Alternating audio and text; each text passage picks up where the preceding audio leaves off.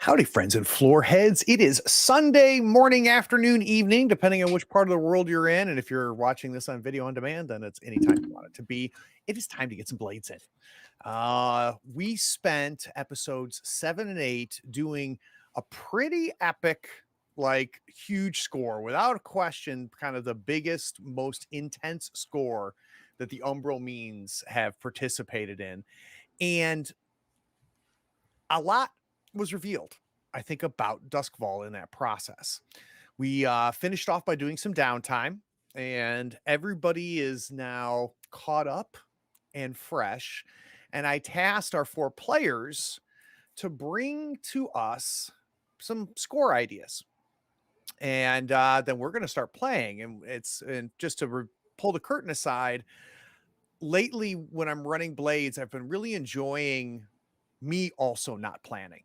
Right. So me taking what breadcrumbs I can pick up from what little details that we have, and then, just unfolding and playing. So if this score sucks, it's because I did not prepare.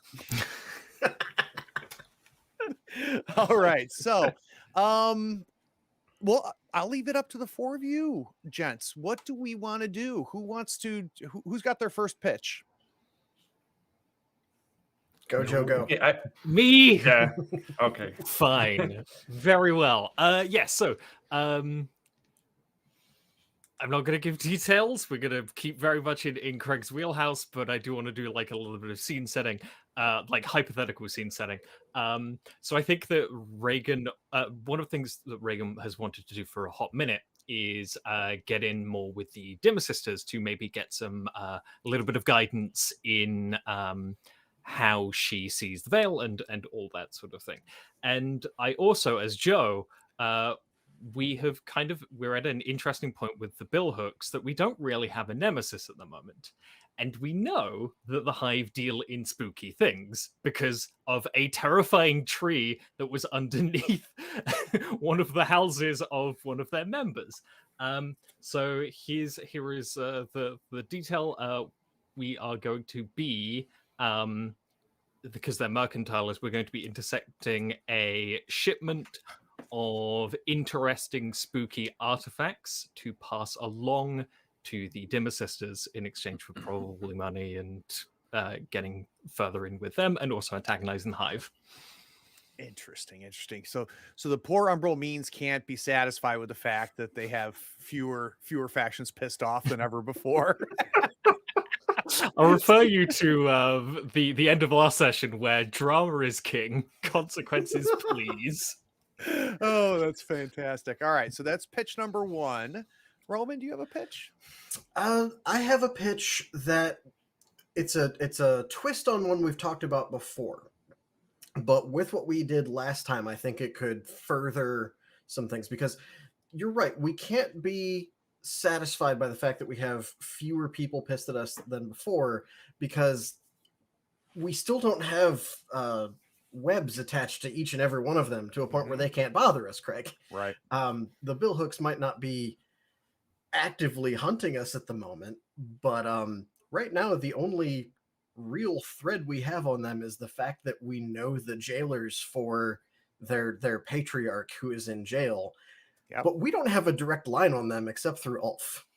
Correct. So we've talked before about getting people into the prison, and my thought was we could get some informants in the prison and try and get them to be higher up in the prison than the jailers, so that we can shuffle the jailers out as necessary if we need to.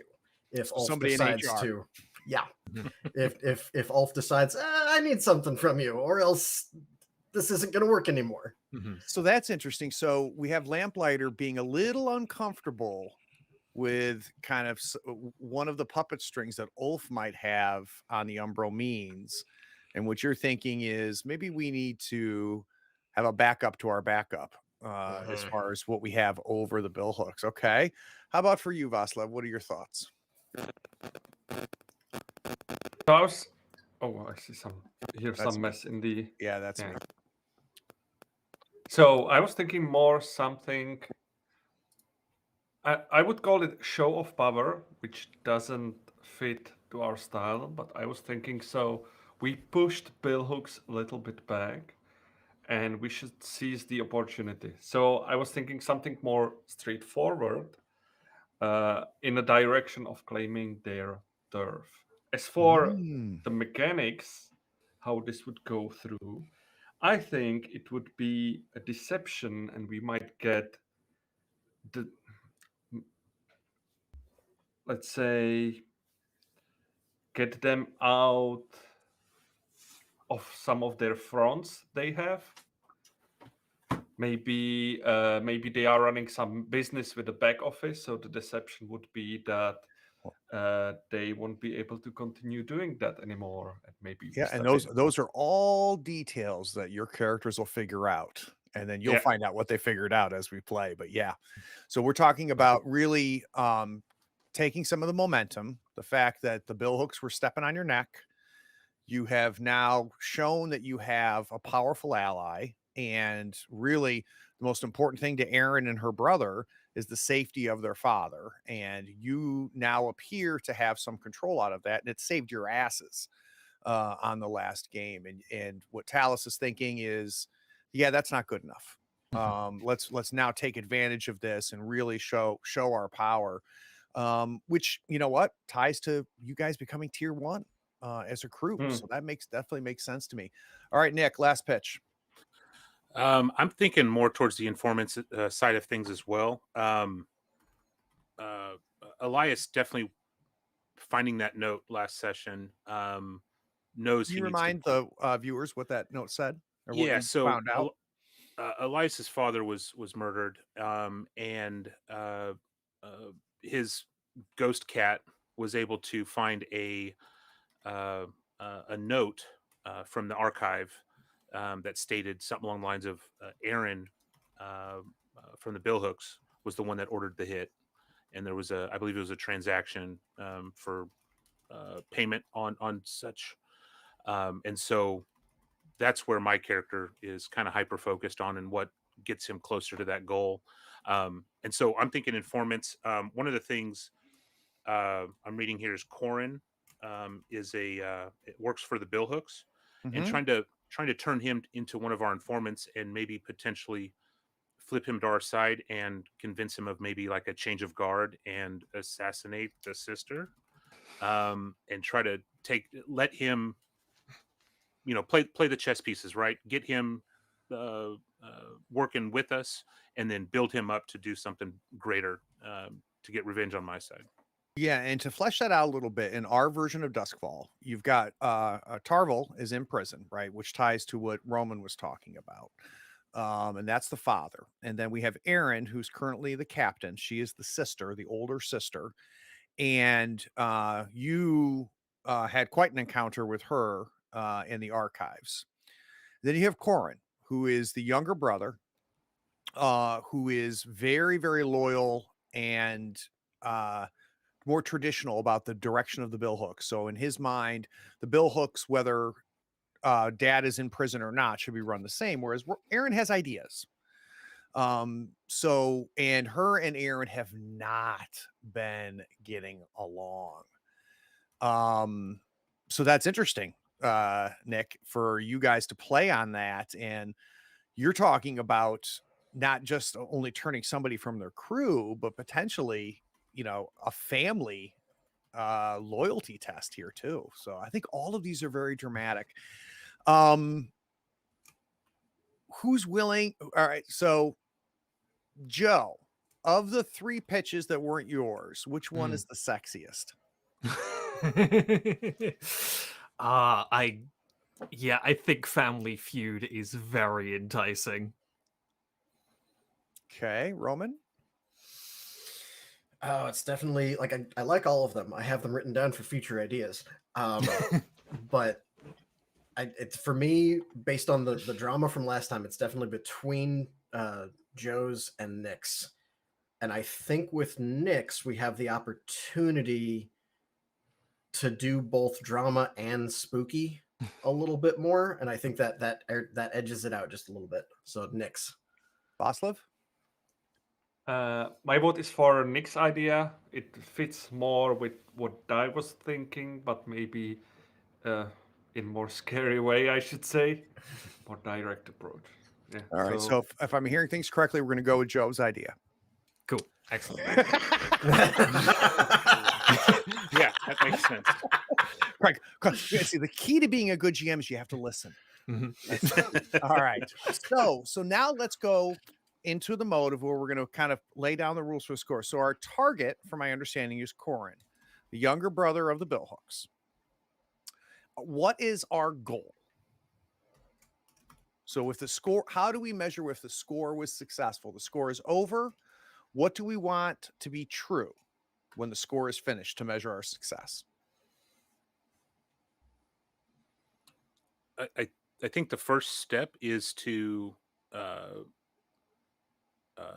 check his loyalty and get him to at least admit or turn against his family and open to the idea of something greater.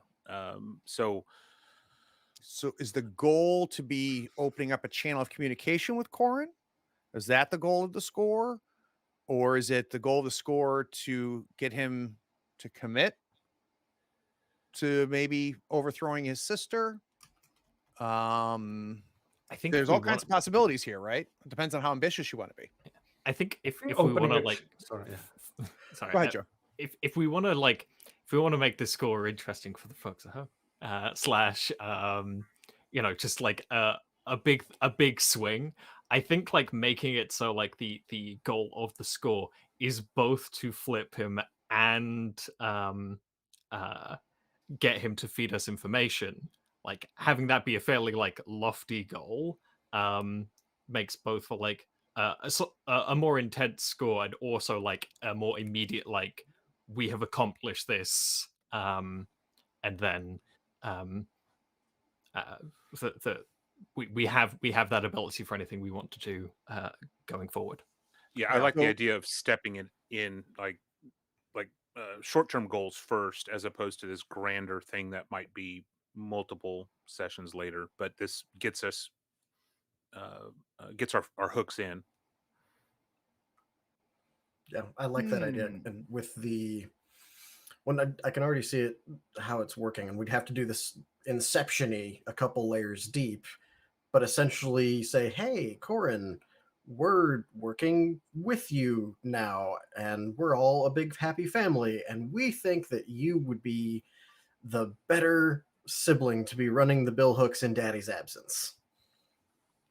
And until that happens, if you give us information, we can work around your sister's spy network within your family, and we can make that happen and provide more opportunities for you to make that jump.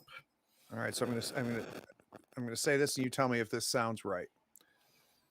We want at the end of this score that Corin will be an informant to the Umbral Means about the goings on of Erin and her plans and the Billhooks. That sounds ambitious enough. Yeah. Yeah. Okay. So my next question. There's a couple ways we can do this, and before we get into the approach, are we trying to convince Corin that the Umbral Means are friends and can be trusted? Are we going to step on Corin's neck and threaten him to become an informant? What are we thinking here? He's a bellhook, isn't he? He is. He would maybe respect that if we are a bit more with, let's say with a boot on his neck or something like that, more aggressive. But it might not fit our crew, to be honest. Well, and that's where we get into the levels of inception, I think, here. Bill hooks are fairly superstitious, as I recall, right, Craig? Sure. Okay. Because I'm thinking we're getting towards the season. It's not quite the same as a billionaire getting visited by 3 ghosts in the middle of the night and forced to share, but I'm sure Reagan could work up something to have him visited by some You're ancestor. getting ahead of yourself, Roman. I'm going to stop you here. That's All fair. right? That's fair. Yeah, you're getting ahead of I'm yourself. just thinking So- there's ways to inception this where we aren't Sure, touching but them correctly. but think to yourself, do we want, I mean, and here's the layers that I'm trying to think, right? I'm trying to sort through what the Umbral Means wants to do, and then we'll go into the details as we play. But do they want, well, first off, do they want Corin to know that the Umbral Means is doing this? Right? So are we going to do something that drives him to the Umbral Means without Corin knowing that it was the Umbral Means that drove him there? Yes. Are we that one. going to step on Corin's neck and threaten him and say, you need to tell us what's going on with your sister, and we'll do nice things for you later, but right now, if you don't do that, bad things are going to happen to you? Or are we going to go, hey, can I buy you a beer? And aren't we buddy friends? And you know what? You take care of us, we'll take care of you. That's kind of what I'm thinking is kind of the three buckets of the way we could get to our goal of having Corin be an informant for the Umbral Means. I think that the way we've played like the crew so far with our relationship to people we like is very much that sort of catch more flies with honey. So the idea of like that, either that nudge, like the fun thing about our tag is like it makes this specifically difficult because we have the extra level of like, this would be very easy if we like infiltrated something and came to Corin with like, hey, we have the ability to jump into the billhooks at any time we want and get information. Here is proof of this. But because of the tag, we kind of want to like nudge slightly to the side, which sort of drives me a bit more towards that like sourceless intimidation, like kind of putting pressure on Corin, and well, Corin's like, well, who do I know that deals in things that, who do I know that deals in information? Oh, the Umbral Means. Okay. Yeah. Okay. I agree there. I definitely like the idea of combining options 2 and 3 of there's something that pressures him to be like, oh yes, as Joe said, the Umbral Means deal with information and we don't currently hate them.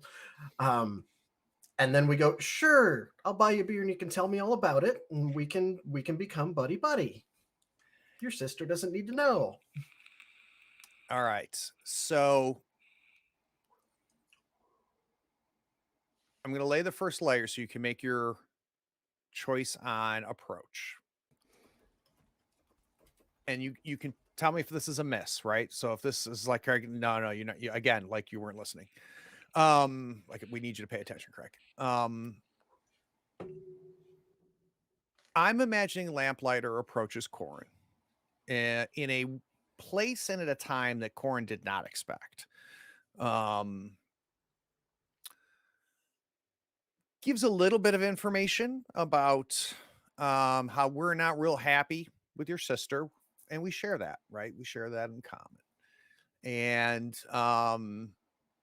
hopefully you've never heard of us. That means we're doing what we're job, but we have become, and we are becoming, a powerful crew of not only shadows, but brokers of information.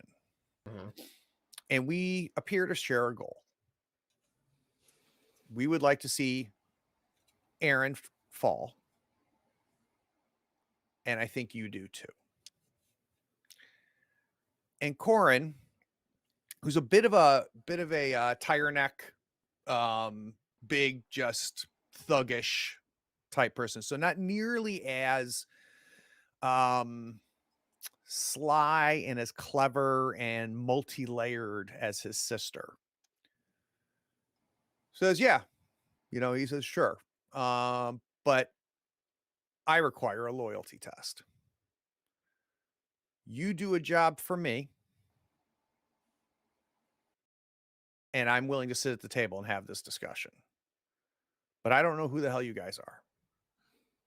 But if you can prove to me that you are who you are pretending to be, because the one bad thing about your guys' approach is, you don't have a name for yourself, right? Which is on purpose. So how does that sound? How does that sound that you're given a job by Corin, and if you are successful with this, Corin is willing, and we can get into it during downtime, is willing to sit down and start the conversation. But he appears, at least because of how slick Lamplighter is, to understand a level of alignment between the two of you. But what he has not been able to figure out is if you're just a bunch of schmoes. Are we good with that? I like it. What if we flip that a little bit and created our own evidence of his sister not doing right by the bill hooks, and come with that clout first, as opposed to coming in unknown and having to prove ourselves? What if we brought that proof already? What if we go out and we try to capture proof or fabricate or set up the proof that we need to sell a story? I like that, because what that does is, instead of Lamplighter having to say, "We want your sister gone," we provide, "Hey, we're just trying to be neighborly. We saw this information. Seems like your sister's not doing right by you," and leave Corin to make the might So you want would to take basically over. bring a dossier saying top secret on top of it, and this would be the start of the conversation, right? Well, and on top of that, we're not the ones saying we got this information. We're saying this information was provided to us, or we didn't go seek it out. But it also places the idea of there might already be cracks within the bill hooks causing other issues. Like there's layers to it. And if we have that information, it's like, you know, the advantageous thing to do, if we no longer, if people wanted the bill hooks to no longer be a problem, it'd be very easy for someone to pass this information along to any number of gangs, because it puts you in a weaker position. We're giving it to you. Yeah. Okay. I think I got what I need. I'm going to do like a little bit of a over music montage, right? So we're not going to hear the dialogue, but what we're going to see is the four of you in Coleridge in your library basement lair. And we're seeing our four characters do very similar to what we did, right? Which is, you know, we see Overwatched, you know, Moon, he pulls some paper out and sketches some things out, and we really can't see what he's talking about. And there's some nodding heads and so on and so forth. And everybody seems to be on the same page. We can kind of see the nodding of heads. We see Overwatch taking his paper and putting it back into his jacket. Like, my work is done. I've said this is what we should do next. And then we see Lamplighter go up. And we see, reading his lips, go, "I've got a better idea." So we then start our score. It's night, and you guys are in Crowsfoot. And I'm going to give you your approach here in a second, right? I want to set the scene. You're in Crowsfoot. You're about 2 blocks away from the Old Forge Tavern, which is a previously very rundown tavern in Crowsfoot that was bought about 4 years ago by what first appeared to be a mysterious patron, and we saw this tavern get not only rebuilt but restored back to its original glory. At one point, when Crowsfoot was a much nicer district and had not been run into ruin through all the criming and all the battles between factions. And Ulf Ironborn then revealed himself as a savior of Skullvlanders, a defiant power against the imperialists that are, that run Duskvol. And he established this tavern as his headquarters. Lamplighter's brilliant idea is we are going to plant evidence of an ally agreement between Ulf and Aaron. Because Lamplighter knows that if Corin finds out that Aaron is working with Ulf, which God knows she's not, and revealed that to the other billhooks, all the different bosuns and different small bosses within the billhooks, his chance of taking over the billhooks would be much higher. All of you thought it was a terrible idea, but man, oh man, Lamplighter is convincing. So that's the score. So now let's get into how this is going to come together. So let's start off with our approach. So Lamplighter has something that is going to prove, a connection and an ally agreement between Ulf and Aaron. And when the score is over, it's just a matter of Lamplighter saying, send a billhook to this location at this time, and this is what you're going to find. It's going to be the proof of what I've been telling you, right? How is the Umbral Means going to approach this score of getting this evidence safely in the tavern in a place that a billhook can find it and it'll be convincing, and you guys will accomplish what you want, which is to give Corin, one, a belief that you guys are reliable allies, two, the means of overthrowing the billhooks. Is it going to be assault, deception, stealth, occult, social, or transport? I think, because drama, one reason Galen had to be so convincing on this one is because he didn't want to talk about the best approach to it because he realized what it was and he didn't want to admit it, being a cult. So you're leaning occult. I'm leaning occult because I think that is a good drama character development option. Oslov, Joe, and Nick, what are we thinking? What is our best approach? I like the idea of a cult. Give Phil the cat a little bit more screen time as well. So he's the only reason anybody tunes in. Yeah.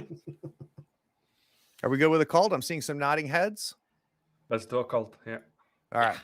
Yeah. I had a very safe option, but a cult is way better. Okay. So a who cult wants means you're going- stealth, what we know in this approach is that you're going to engage in supernatural power. Now, what the crew has to do now has to give me a detail. And that detail is, what is the arcane method? So it's so funny that Roman has been saying Inception a lot, because Reagan literally has a ritual to do an Inception on someone. So I think again, I don't want to go, we're playing plays. I think the unless anyone has other ideas, I think the method of the arcane method is that ritual. So can we talk about that ritual real quick? What's the details of this ritual? What does Reagan do? So I need the things I need to do for it is a roll. I need a mirror that I have. And basically the way it works is that I pull kind of memories and ideas. I can pull memories from people into the veil, and I can pull memories from the veil into someone. Got it. So that we're going to use this ritual in order to plant the evidence in the tavern. Am I capturing that? Yeah. Beautiful. The way I was That's the arcane method, right? Is the ritual. So I'm good. I'm good. You guys are giving me all the pieces I need, which is wonderful. And oh boy, these Umbral means are so clever. Wait till you see what the plan was. All right. So we've got the detail. So let's quickly do loadouts. Each of these characters, and this is one of the many things that makes Blades unique. You don't decide as players what your characters will bring to the score.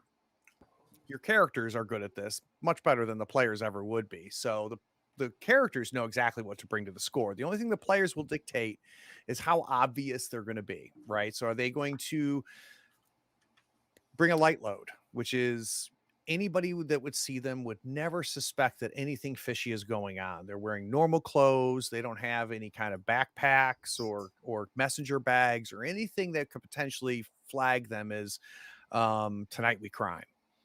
Or a standard load, which is only if someone's really paying attention would they start to go, huh, that's weird. Why is that person carrying that bag, right? Or why is that person bringing that cart with them?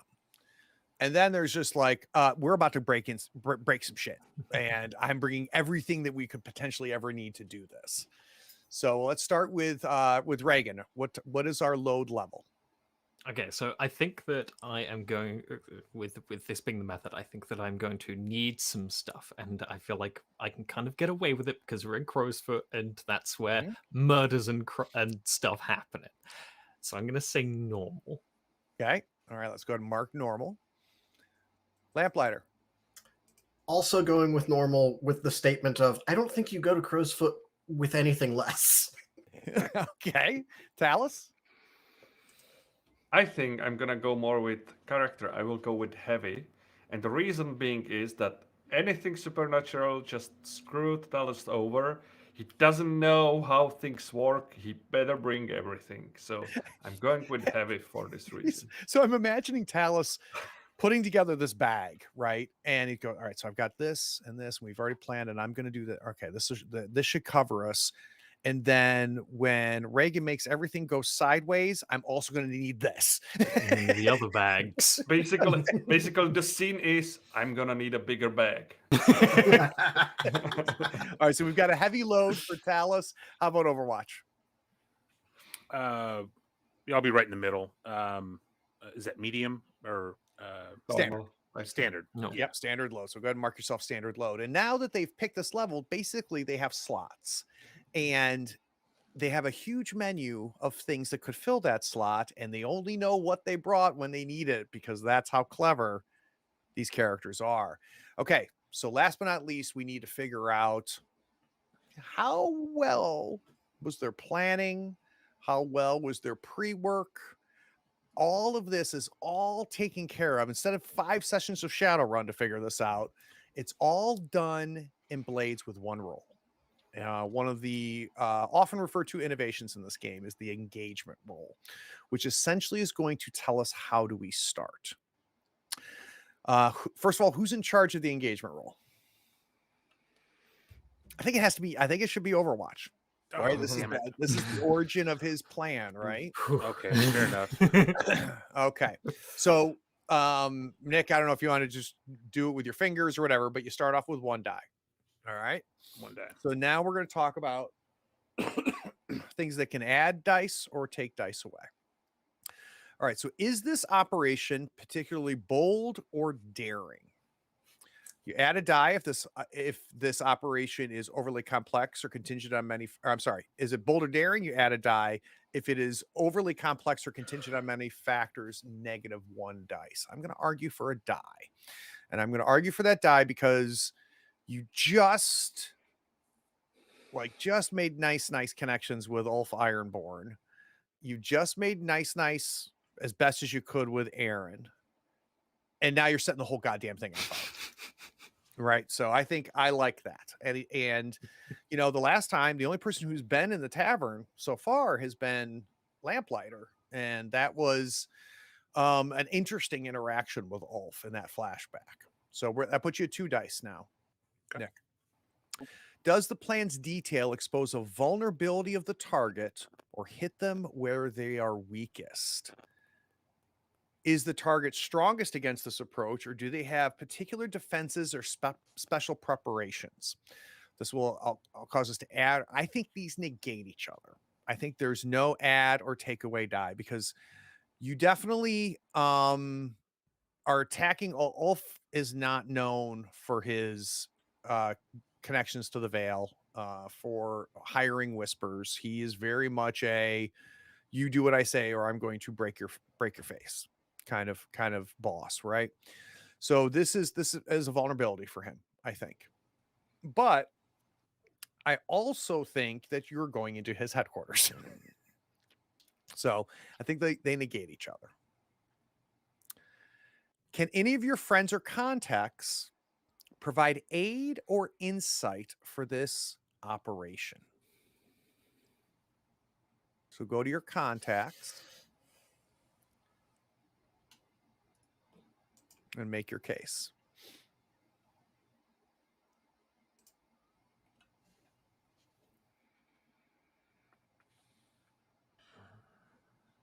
Oh, I lost my contact. Oh no, it is not in there. Check your notes. I lost her like story wise. Oh, that's right. You literally lost your contact, the character Talus, not the player. That's right. I forgot. You lost your friendly contact. So I have a friendly contact, Valeris, a spy, Okay. within the Bluecoats, and Bluecoats being what they are. I could see Valeris having interacted here or have information about this location to give us a little insight on the lay of the inner workings of the building. If there's spaces that we don't know about or access points that maybe only officials or certain people would have access to. She would be in the business of knowing. And Valeris is okay with that. Valeris is okay kind of giving you the Ulf Ironborn dossier, right? And lets you flip through it. Won't let you leave headquarters with it. But she is definitely willing to let you look at it. I need to know what you're going to do for her in return. So she doesn't do this out of the good of her heart. It's always a trade. So what did Overwatch bring for her? What promise did Overwatch make to Valeris that Valeris did something that could get her, not only kicked out of the Bluecoats, potentially even executed for treason?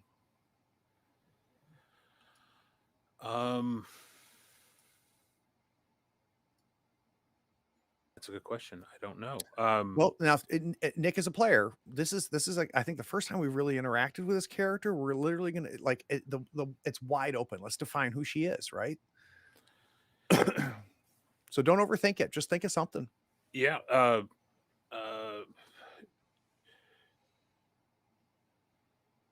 The quick and dirty I could think of is she wants coin. Great. She's in it for money, and she wants 2 coin off the next score, which I don't think I'd tell anybody else because I want to make sure that this information is received. So I would take the hit personally. So I wouldn't tell the rest of the group about the coin, but I would pay it out of my own when I got paid. All right. So it's dead. All right. So because I'm a jerk, I'm going to twist this up on you. Okay. I'm going to give you the die, and what you're going to bring back to her is definitely worth 2 coin. But she was very specific because Ulf has spies in the Bluecoats, and they know that. They know Ulf has infiltrated the Bluecoats. They also know that he keeps this somewhere in his office on the 3rd floor of the tavern, the list of contacts. So Valeris is like, yeah, I've got the most latest plans of all the renovations. You're going to know exactly what door is open to what. I'm going to give you the whole layout. You're going to walk in there knowing exactly what's going on. I've got some financial stuff that you can look at. I've got a few things about Ulf that I bet you didn't know that I can give you. And Overwatch, so you're just going to be there anyway. Can you pick up something for me? Being that I'm technically reckless right now, I'm gonna absolutely agree to everything that Valeros Phenomenal. options up. There's, You the know what? min-maxer of me is like, I want more, but no. Screw it, two This dice. guy's reckless. Add 2 dice. This is too good. Nice. Fuck Yep. yeah. Yep. Sorry. So how many? Where are we right now, then, Nick? How many Four. dice? 4. I'm running out of fingers, so watch out. Wow. God, I take a break and I get all generous with you guys. Okay. Are there any elements that you want to consider? Maybe a lower tier target that would give you a plus 1 die. I honestly don't know what tier. He's tier 1, so he's the same tier as you. So that doesn't count. Maybe there's a situation in the district that makes the operation more or less tricky. So No, I think the thing Go for ahead. Crow's Foot is that we can spend a Devil's Bargain to incite ghost, angry ghost action. Oh. So that's the But that's during neighborhood. the. Now, is that something you have to decide beforehand, or So that's what do they call it? The forget what they district call the it. district modifier Ah. for Crow's Foot is that you can Devil's Bargain for on violent actions, but ghost lash out. That's the Got sort it. of baked in Devil's Bargain. So like there are some where it would like affect the engagement. I think. I think I'm gonna leave that to the score. So let's keep that in mind for the score. That if we get there, that we'll see that, and that Devil's Bargain will be on the table. All right. So Nick, you want to give us a roll? And I'm trying to remember with Foundry whether you can do it through the character sheet. I want to say you can. I Mhm. believe. I think might be through the crew. You can do Through the crew sheet is what I mean. Yeah. Trying to remember. You can roll rep. You can roll turf. Upgrades, abilities, quartz, notes, all that. No. I can't remember. All right. Yeah. Let's just do /R 4d6.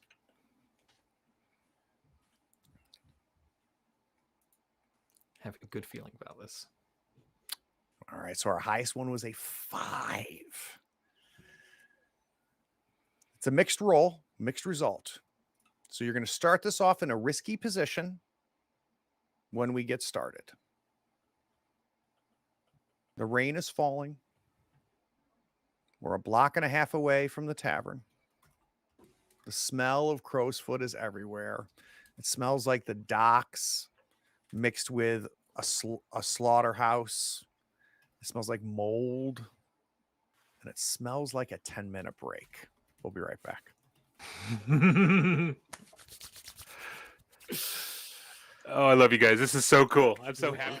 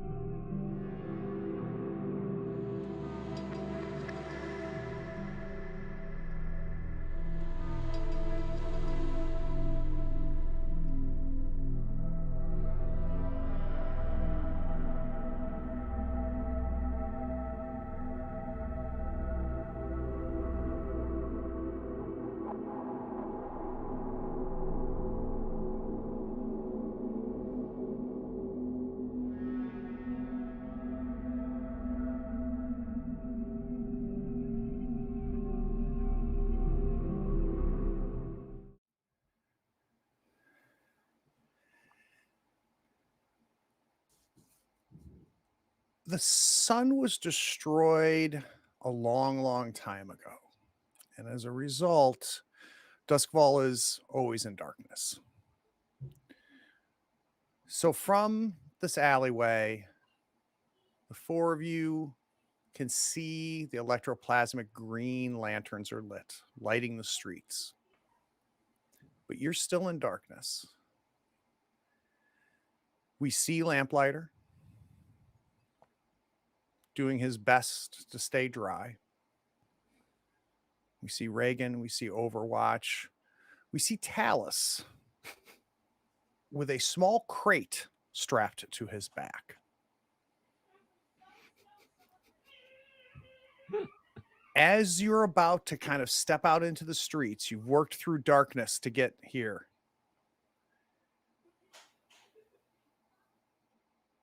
Someone says something from behind you and it startles you.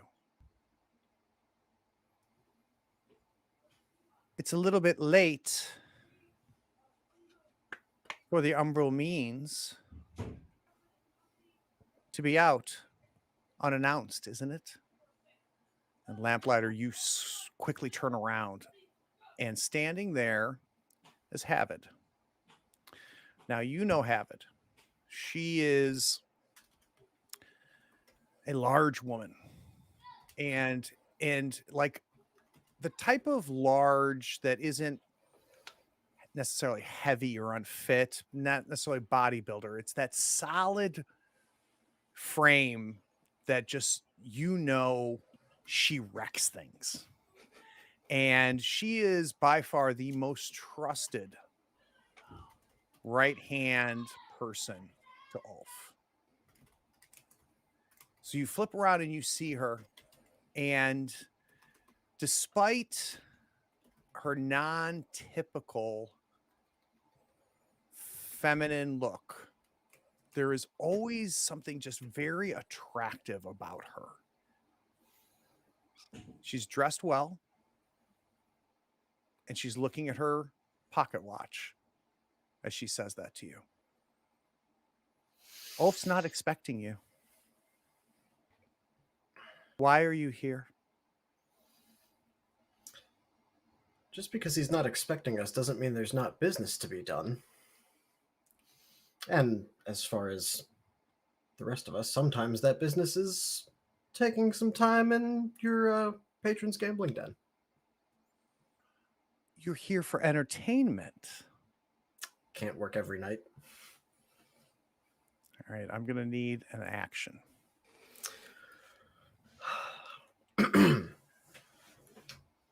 So the first thing I need to know is, what is your goal?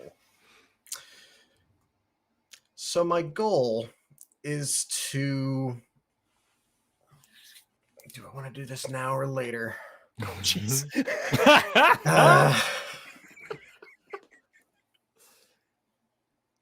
Yeah, let's go for it now. I want to do a flashback. Oh boy, okay. That's a start. Yep. The flashback in this case is I need it to be a little bit before the job, and I need it to be a meeting with Ulf, or at least a meeting with maybe with Havid, who would take the information to Ulf and have power to negotiate. Okay. Because this is a situation where, again, Galen knows that right now we have one thread that we're hanging onto the billhooks by, and it's not actually our thread.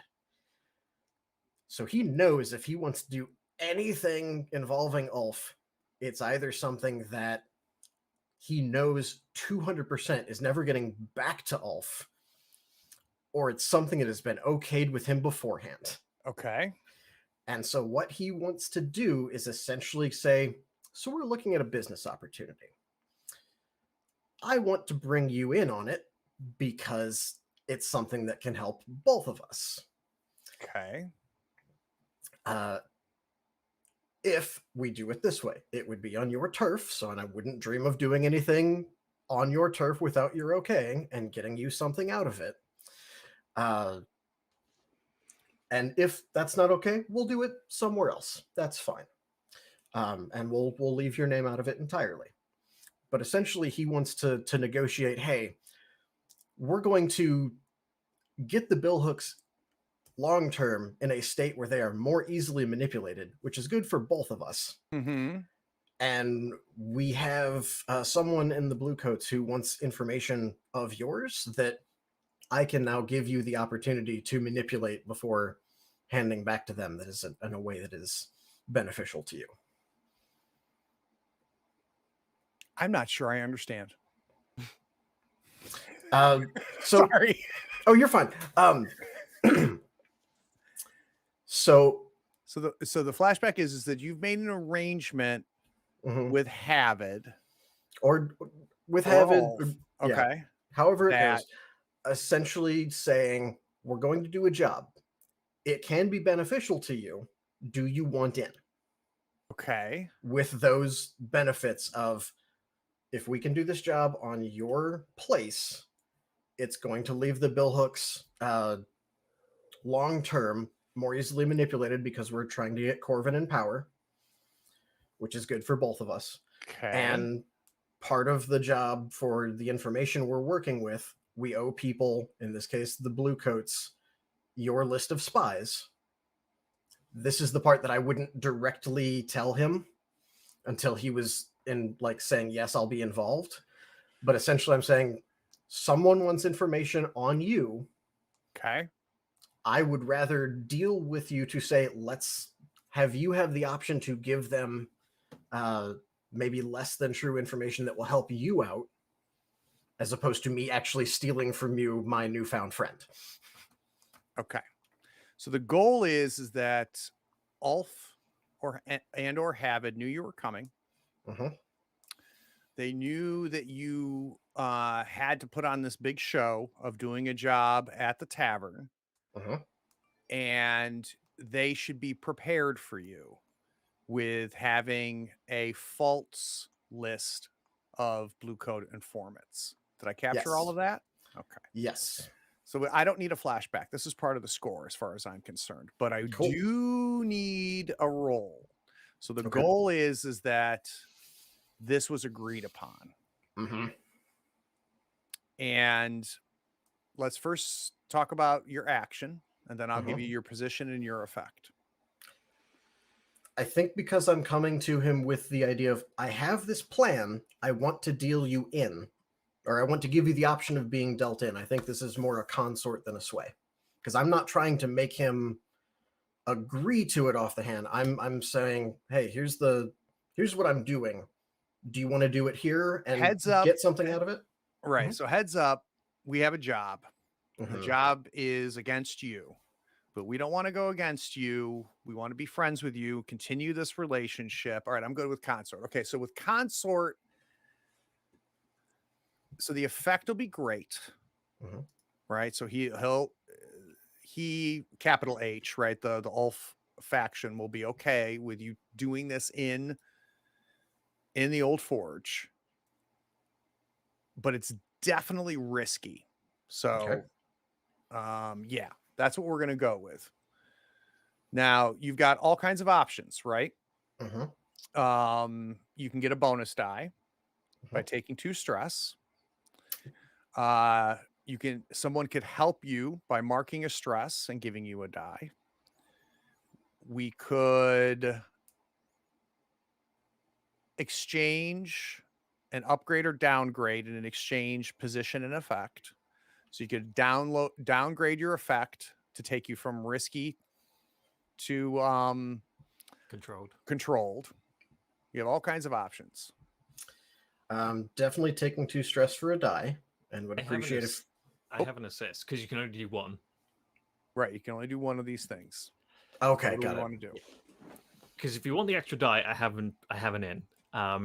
So we know that Reagan is a former bluecoat, and I have a few people that at least like I have a relationship with outside of her work there. We know that I know Mick Wheatley, And Mhm. we know that Mick Wheatley has a pretty steady line to Nancy, who is the of the corrupt police force that is the Bluecoats. Yep. He stands out as the most, which truly says something about him.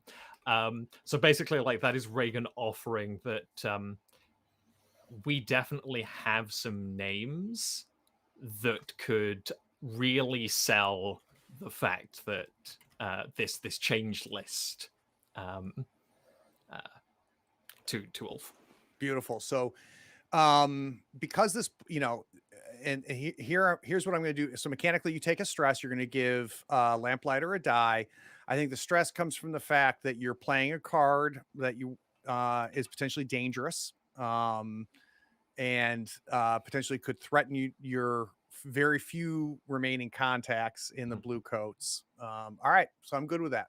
Do you want to take that extra take die? it. All right, so let's do our consort roll. We're going to take the highest die, which is a 5. So you do it, but there's a consequence. You suffer harm, a complication occurs, or you have reduced effect. You end up in a desperate position. You have this conversation with Havid. Havid says, I'm not crazy about us showing weakness, and the Umbral means coming into our tavern and successfully extracting this, but I do see benefits. So you can do this. The consequence is we have to show a cost. So in order for us to save face, there will be a cost. And one of you, and you can decide who, she says, one of you is going to come out of the tavern at the end of this not looking nearly as good as you did coming in. So that's your consequence. Now you can resist that. You can resist that consequence by rolling insight, prowess, or resolve.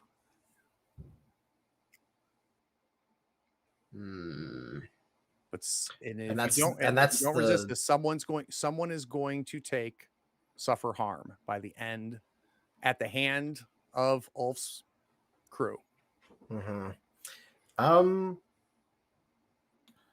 Yeah, I want to resist that. Okay. And this is you pick which one you do, or is it the least of them? You take the weakest of them all. So what is the 3? What is your weakest? 2 out of 3 of them are 2s, and that's the weakest I have. All right. So you're going to take 6 stress minus the highest die you roll. Okay. I'm going to call that insight because that seems reasonable. Is it always the lowest? Isn't it for? I think the lowest is just. Yeah, I think the lowest is just for indulging your vice. You get to pick whichever of the attributes make more sense. And since insight is the like the face-to-face one. That's right. I decide what they resist with. Is that correct? Or the player? Or both as a part of the narrative. We agree together. Yeah, I'm good with insight. I think insight allows you to go through the conversation. You say, look, I get it. But no, I can't. We can't afford to have this happen. But we'll keep it on the down low. No one's going to know but us, and so on and so forth. So go ahead and take 1 stress. So you rolled a 5. So what is your stress situation now, Lamplighter? That we're 4 minutes into the score. 1. Oh, that's right. You cleared out your stress. Yeah. 4. Very, very nice. Okay. Yep. So she closes it and she goes, I was under the understanding that this was not happening this early in the evening. It's not happening yet, but all things require prep. The den is full. You promised me this would not be a black eye on Ulf. Understood. How can it be a black eye if we're just here for gambling? Careful. Always. And like Batman, she's gone. I have you about a block from the tavern. I just kind of That look was your, around. that was your risky Cool. engagement. That roll. was then, and I turned back to everybody going, all right, by the numbers, we are not screwing this up. Well, as long as you can get me time alone with someone, then we shouldn't have a problem. Do they do a private thing? I've never been here. Yes, that would have been part of the discussion of we need someone there. Is it you need time with a billhook or one of Ulf's people? So the way like I thought about having this work is having activating a sleeper agent of a billhook coming in and like saying a certain key phrase that clues them in that like a member of Ulf's gang would come up to that person and say like a phrase, and like I am incepting that phrase into someone. Okay. So yeah, So so you need access to one of Ulf's crew. Yeah. Got it. And And time yeah, to do spooky magic stuff. Okay. No. And I imagine that would have been a detail that I would have needed to give Havid to okay this. So just like our friend Reagan here needs to chat with Sten for Yep. 10 minutes. And Sten. So Sten is really Master the of person. arrows. Sten is the person who is in charge of the gambling operations. He is in charge of he's basically the floor monitor, making sure that everything is running well. Nobody is cheating. Be Money, the boss, right? yes, the coin is getting pulled from the tables when they need to be pulled. The right dice are being used at the right time. That is what Sten is in charge of. Cool. And I would definitely be like, so we've okayed that to happen at X time. In the meantime, we need to go into the hall and look like we're having a good time. Make sure that we're on the up and up. Don't lose all of our money. You approach the tavern, and it's so easy to find as you're walking around Crow's Foot, because it almost emits its own light. It's so new, so renovated. The stonework is smooth. Nothing's decaying. There's no boards over any of the windows. And it's shockingly well lit. Like it has the windows emit light, unlike most of the buildings. So you're standing in front of the tavern. It has large wooden closed doors. There is basically a bouncer that stands there at the front as you approach. Here to gamble? Of course. Let me see the purse. Hefted a bit. Looks and goes, and that's enough for 4 of you? Well, this is mine. Reagan holds up the equivalent of 2 coin, which is what I have on my character sheet because I don't spend money. So I need you to tick a slot on your inventory. Mhm. And to the surprise of everybody, Reagan pulls out this huge bag from inside of her jacket and opens it, and he looks and he goes, "Oh, well, that'll definitely get you to the special tables." Thank you very much. It is my first time gambling. I'm very excited to see how the experience goes. And that's both being very true and also like, hey, this is a rube that we can mess for so much money. Give her all the things. So he opens the wooden door, and that's when you can hear the music of the gambling. The flipping of cards, the clanking of dice, the spinning of wheels. And it's just this like background murmur that just emits from the door as it opens. And he asks you to follow him. And he walks into... Ulf has just done a beautiful job. He raised the ceilings. This tavern, when it was first built, was your typical Duskvol tavern where you felt like the top of your head would scrape against the roof. He raised it up, opened up the entire second floor balconies, and now has this beautiful layout in the center. And he walks up to a woman who is at the front behind a little podium and whispers into her ear. And she comes immediately out from behind the podium and goes directly for you, Reagan. She goes, "My dear, it's been told to me that you have never gambled before."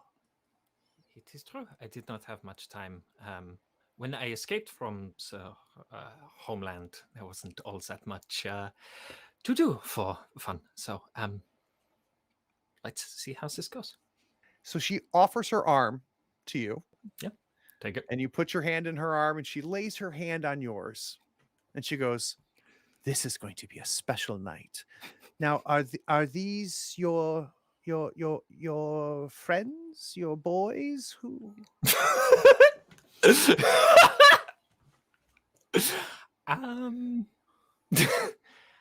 Meanwhile, Talos with his rucksack in the back, smiling is like an idiot. Like, so I'll kind of turn like say friends who will, I'm sure, entertain themselves. Entertain ourselves while making sure your money is unspoiled. Giving a significant look over at Talos is like trying to say without saying, we're the muscle hired to make sure that since she's carrying around all this money, she's not going to get knifed in an alley. So she hears you say that, Lamplighter, and she turns back. She goes, "Very smart, very, very smart. These are dangerous streets." She walks you through the gambling hall. She says, "Now here we play devil's dice. And I don't want you to leave with nothing. So we're not going to play devil's." She keeps walking. She goes, "Now you see that table over there, the wheel? You place your bets against the wheel. It spins." "Not in," she whispers in your ear, "not in your favor. We're not going to play electro wheel. You deserve a ladies' game. A game with distinction that matches the wealth that you brought with you. Please, please, please come." And she takes you to the back of the hall and opens up a door. And it's this lavish room. It's about 20 square foot, 30 square foot. Small, but it's got a bar at the back. There are two men dressed in ties and suits and a table. And behind the table is a dealer. She goes, "You are going to play Sax 9. And my friend here, Tukin, will explain it to you." She gestures to the dealer. She pulls the seat out. I think like Raid at this point pulls off like the kind of heavy coat, and to really sell this image, this is the most femme fatale you're going to get Reagan ever. Like she's uncomfortable, right? Very much so. It's the most skin any of the Umbral means I've ever seen on Reagan. Like bare shoulders, right? That's amazing. How do you walk in these things? I think yeah, it is kind of like it's deep. There's once I actually think it's sort of like a half sort of situation where it's kind of cut around the side. So like the one sleeve that is on like this kind of elegant dress like covers the tattoos because Beautiful. that might not sell the image. But yeah. So you sit down and she pulls the chair in and she turns to you, Lamplighter, because apparently you're running the muscle. And she goes, "This is a very tiny room. I can assure you that the tavern has its own security. Now, obviously, I would not ask all of you to leave, but only one can remain while she plays. You decide who. I will, of course, take the other two gentlemen and we will go and I will take them to the bar. And, all of you drinks are on the forge." That's very kind of you. I'm going to look at the other two of you. Oh boy, I feel like we should split up where our spooky ghost happenings are. So I feel like Overwatch is definitely not staying in the room. Talos, you got a preference one way or the other? I think for me it would make sense to stay here and continue with the protection bodyguard role. Yeah, that I sell have sell with the I have everything I need ever in my coat. Yeah, I dig it. yeah. Cool. Overwatch and Lamplighter leave Yeah.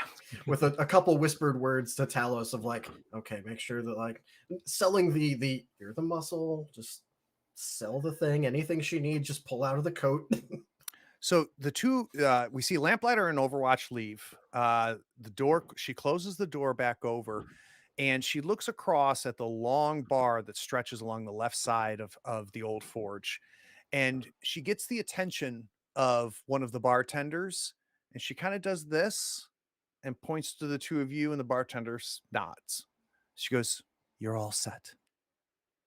Much appreciate. Talus, you come in. Reagan has sat down. One of the gentlemen in the suits comes over and he's got a small tray of some sort of fungal appetizer. And he says, "Can I get you a drink, sir?" Yeah, of course. Give me some fine drink you have here, And but nothing too strong because I'm working. of course. And so here is your claim ticket. And he's handing you a ticket. We, of course, are going to have to check this. Points to your crate. I mean, these are the tools for my bodyguard job. I need to have them on my person. So yeah, could you make an excuse? I thought we have an agreement. Miss Reagan, wasn't that in the agreement? Sir, those could be the family jewels of the Emperor in there. But they are not staying in here. But I can assure you, you bring this ticket back to the front, and we will give you your crate back. The other option, of course, is we could go through the crate and make sure that there's nothing in there that we should be concerned about.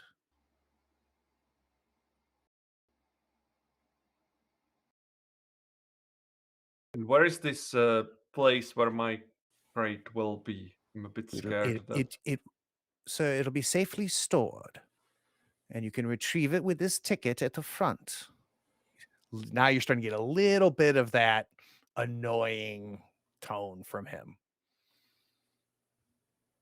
Very well then. Let's do this. Is there a way I would hand over the crate, of course, or bring it to place where he points me to, that I keep something, let's say I don't know how to handle this mechanically. If Like all right, so you want to still have a load, is what you're saying, right? some load, yes. I'm thinking like we keep it normal or even light load So unless I recover the crate. you give me an action, and on a 6 you keep a normal load, on a 4-5 a light load, on a failure you're not able to get anything out of this crate onto your person in time. And I'll give you the position and effect when you tell me the action. Okay, so the goal would be to keep as many things as possible. I would use finesse to hide them on my body, to hide them around. So, All right, so finesse. this is desperate, because if you get caught here, it is obvious something fishy is going on, right? So, and we've established that there's at least one, maybe two people in Ulf's organization that know why you're here. Everybody else, you're just people off the street that happen to bring a whole lot of money into a gambling hall. So this is gonna be a desperate position, and the effect is standard. So standard, but desperate. So what you're gonna use finesse. So go ahead and mark 1 for a desperate action, unless you want to do a little bit of manipulation of this. If we haven't left yet, I would totally offer up an assist You've to left. be like, okay, never mind then. No, this was purposely done once he was isolated. This Fair enough. was That makes sense. Okay, I would push myself. Can I decrease the desperate to whatever is the next level? For pushing myself? To risky. Yes. Let's see. So you can. What does push allow you to do? You can get a bonus die for your roll. You can either push yourself or ask for a devil's bargain. That'll give you a bonus die. Or can you trade your? Yep. So you could also trade position for effect. So you can improve that, but the effect would go down to limited, which means the best you're going to get is light. The thing you can push for is extra effect. Okay, so it's gonna stay desperate no matter what then. Oh, so it's the effect I can push for, not the position. But then I can trade the position, the effect for the position back, right? Mm-hmm. But the best you're going to get is light, not normal. Or you can just roll. Yeah, just take the dice. Take the XP. Yeah. I take the extra dice then. Okay, so go ahead and take 2 stress, add a die. We're going to roll finesse and take the highest die rolled. How many dice are you rolling? Position disparate standard, 3 dice, plus 1 dice modifier, and roll it. Ooh. All right. So These snake eyes scared me. All right, so go ahead and change your load to light. Mm-hmm.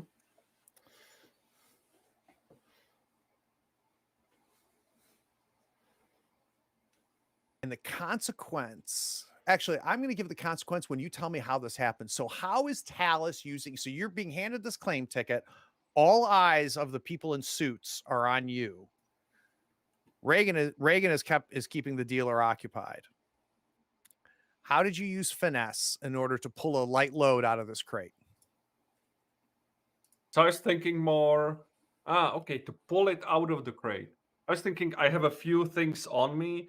I hand over the crate, I hand over something I have in my pocket, maybe the knife I have in my boot, and then I manage to, and he says, yes, even your personal weapon or something. So I hand over that, but I skip a few things to keep them I see what you're saying. in my coat. So you make it look like you're being very forthcoming. But you're getting away without that. So the consequence is at some point during this score, something you pull off of your load is going to fail you. Ooh. You good with it? Very good, sir. Here's your ticket, gentlemen. And parts of the wall open like doors. Don't look like doors. 2 large men come out, they grab the crate, and they leave out the front door. Lamplighter and Overwatch do see Talus's crate being taken across back to the hall to the front. What are Lamplighter and Overwatch doing as they head to the bar? Lamplighter is ordering whatever the equivalent of a ginger beer would be, because again, he's working. Okay. So something fizzy, but nothing going to take him out. And then proceeds to act like a bodyguard of, we're just eyeballing everybody. probably going to chit chat with Overwatch, essentially doing the thing of, well, I'm going to be in charge, but since we can't be in the room, like if you want to gamble a little bit, that's fine. Just don't be stupid about it. Again, putting on the show for anybody watching. Sure. We're professionals.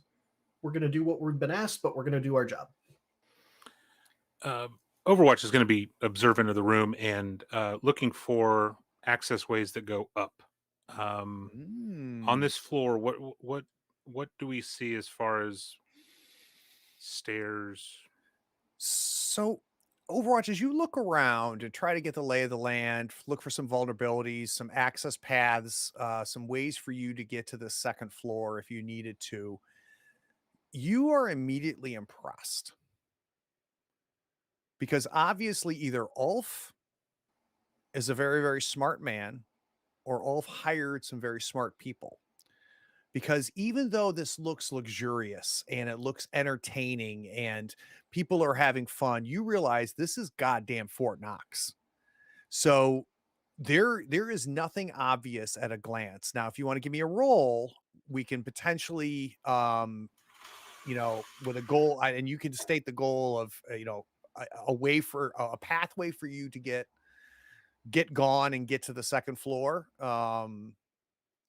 I'd be up for that. But at first glance, what you do notice is that this was deliberate and very specific in the design of this hall, and really impressive because only somebody with your depth of skills and knowledge would have even noticed how secure this tavern and this gambling hall are.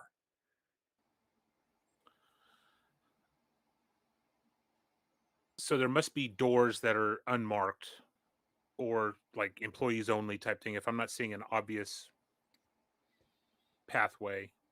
And I'm not forcing you to roll. If you're happy with what I told you, that's fine. But if your goal is I need to be able to get to that second floor, there is no obvious way to do that.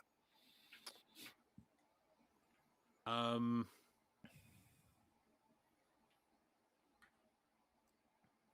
kind of want to do a flashback here. Ooh. On some preparations for this, because obviously I know that I need to get to the third floor, and I'm going to need to know where this stuff is. Okay. So my thought is,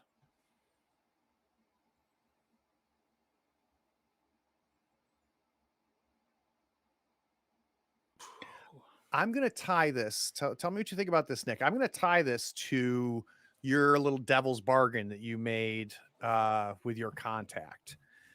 For one stress, not two, I'm giving you a discount. For one stress, you already know this information because you spent enough time in Blue Coat headquarters going over all of this material that she gave you.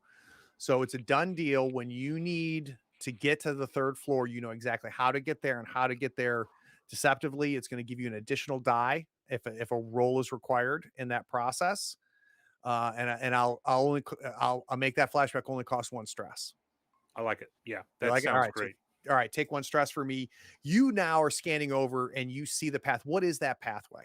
What did you figure out about this gambling hall in the old forge to know this is how, when I need to, I can get to the third floor where Ulf's office is? I think there's a kind of like a bartending room where drinks and food maybe come down in like a dumbwaiter, but the access is in a not super secured location, but it's something that might have drink mixes and napkins and whatever, but it's got that chamber that goes top to bottom. He puts the drink in front of you. The bartender puts the drink in front of you, and he goes, "Of course, no charge." And you look off to your left and you see the supply dumbwaiter. You see the bar back open up the supply dumbwaiter, and you see it has some bottles on there. He takes the bottles out, sets them down. He puts some dirty glasses onto it. And like an idiot, he tugs the rope before and doesn't close the door quickly. And you see it go up, and that's when you see the door behind it. So you know that when the dumbwaiter's not being used, there's a door behind it that gives you access to the inner walls that allows you to get up to the 3rd floor. So you confirm what was in the plans that still exists. Are we good? I love it. We cut back into the private gambling room. We have Reagan sitting at the table. A gentleman going, so it's my understanding you don't know how to play the game. So let me explain a few things. He pulls out these tarot-sized cards. He goes, this is the ghost. This is the emperor. And he just starts explaining it to it. And it's all very simple. If you get a ghost and an emperor in the same hand, that of course can be used to add an additional tuhu. And when you have 2 tuhus, then you know you can either bet. You can bet for 4 tuhus at that point, or you can try, and he just starts whoa, right. And so is there anything else? Or shall we play? I was wondering if perhaps it kind of like looks around the room, and there's like you said there were the two people in here, including There's the dealer? bartender, and then there's always 2 attendants. Bartender, attendant. So there's a total of you and Talos, and then 4 others: the dealer, the bartender, and then these 2 attendants that Talos, you have figured out pretty quickly. Like, yeah, they're not just here to serve drinks. And kind of from my understanding of the game, is this like something that could have like a full table situation? Oh no. Okay. This is Okay. This is a deliberate. So the plebes and the poor in the main gambling hall are playing with 7 at a table. Gotcha. But you showed enough coin that you have gotten the VIP room, one-on-one, James Bond style Baccarat type situation. Like, this is a special situation. Cool. I think in that case, what I'm gonna do then is for right now, the like early stages of this, I'm basically going to be playing this buying time. Like, I don't ask for anything extravagant. I don't ask for anything extra. I just, like, keep drinks happening. I'm like Reagan isn't going to be getting fully sloshed because I have to do a little bit of magic at some point. But for right now, I think we're fully going into, like, I am playing this role, and technically, like, most of it is not a role. I'm just like sort of. You have no idea what's going on right now. I have no idea what's going on. I'm just pretending to be slightly more important than I am. And yeah, I'm just playing, basically buying time for the rest of the crew to happen, and sort of like doing my best to like ingratiate so that we can maybe I know Sten was mentioned, and Sten is sort of like, if I was going to have a target for like the flip I was going to do, like, have it so that enough time passes that maybe extra people have to sort of come in and be like, make greetings. Like the floor manager, that seems like a sort of position where that would happen. So yeah. He's explaining this to you. You not sure when it happened, but you look to your right, and there's a tall flute glass already there for you with the Duskvol equivalent of champagne, right, for you. And he goes, now, of course, so I will, before I deal your hand, you need to make a bet.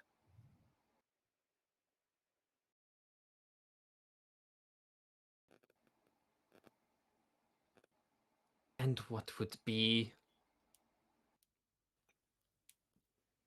the standard opening? Well, considering this is your first hand, I would be let's just bet 4 chits. Very well. You have chits? I didn't get any exchange occurring. They did not. This is embarrassing. One moment. Turns to the bartender and goes, get Sten in here to exchange this. This lovely woman does not have any chits. All she has is coin. Bartender, embarrassed, scoots by. He goes, while we wait for the exchange, let me go over this again with you. This is the ghost. This is the emperor. If you get a ghost and an emperor. Right? And since the Toulouse is...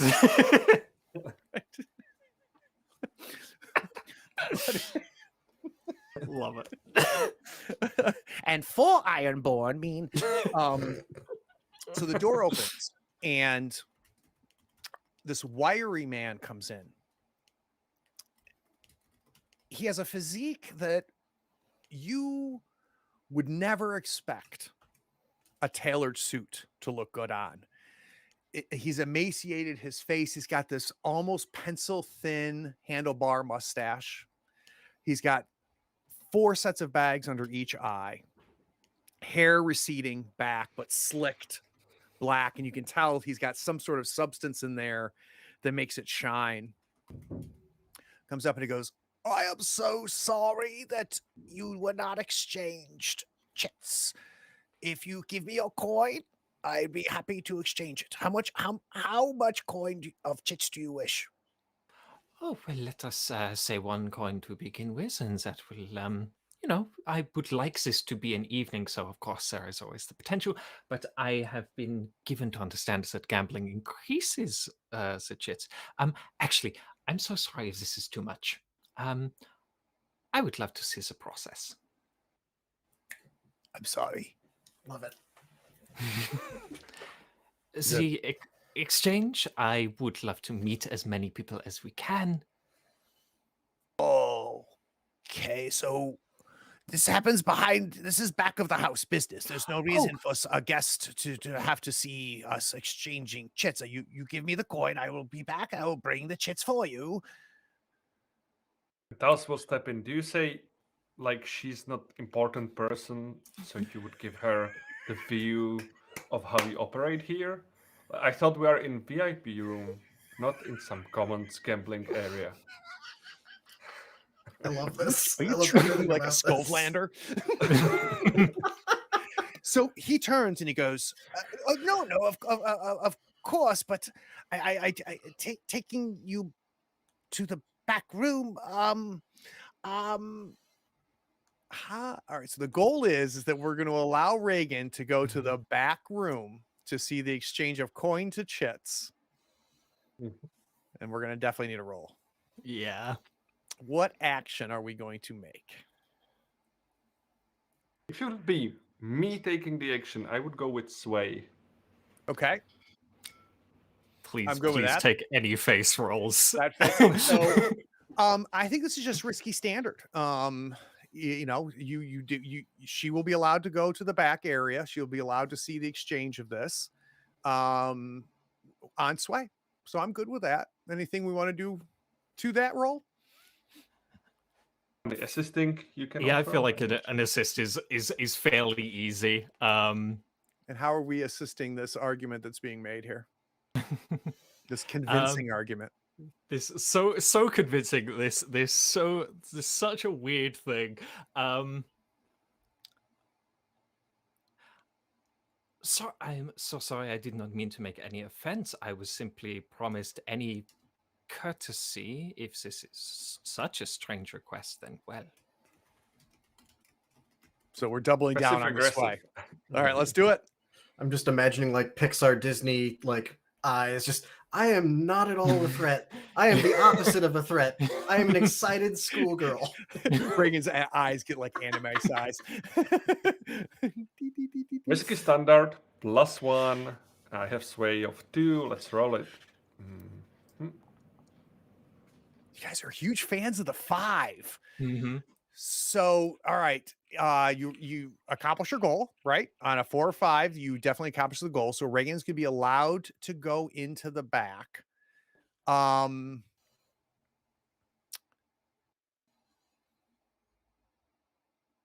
consequence is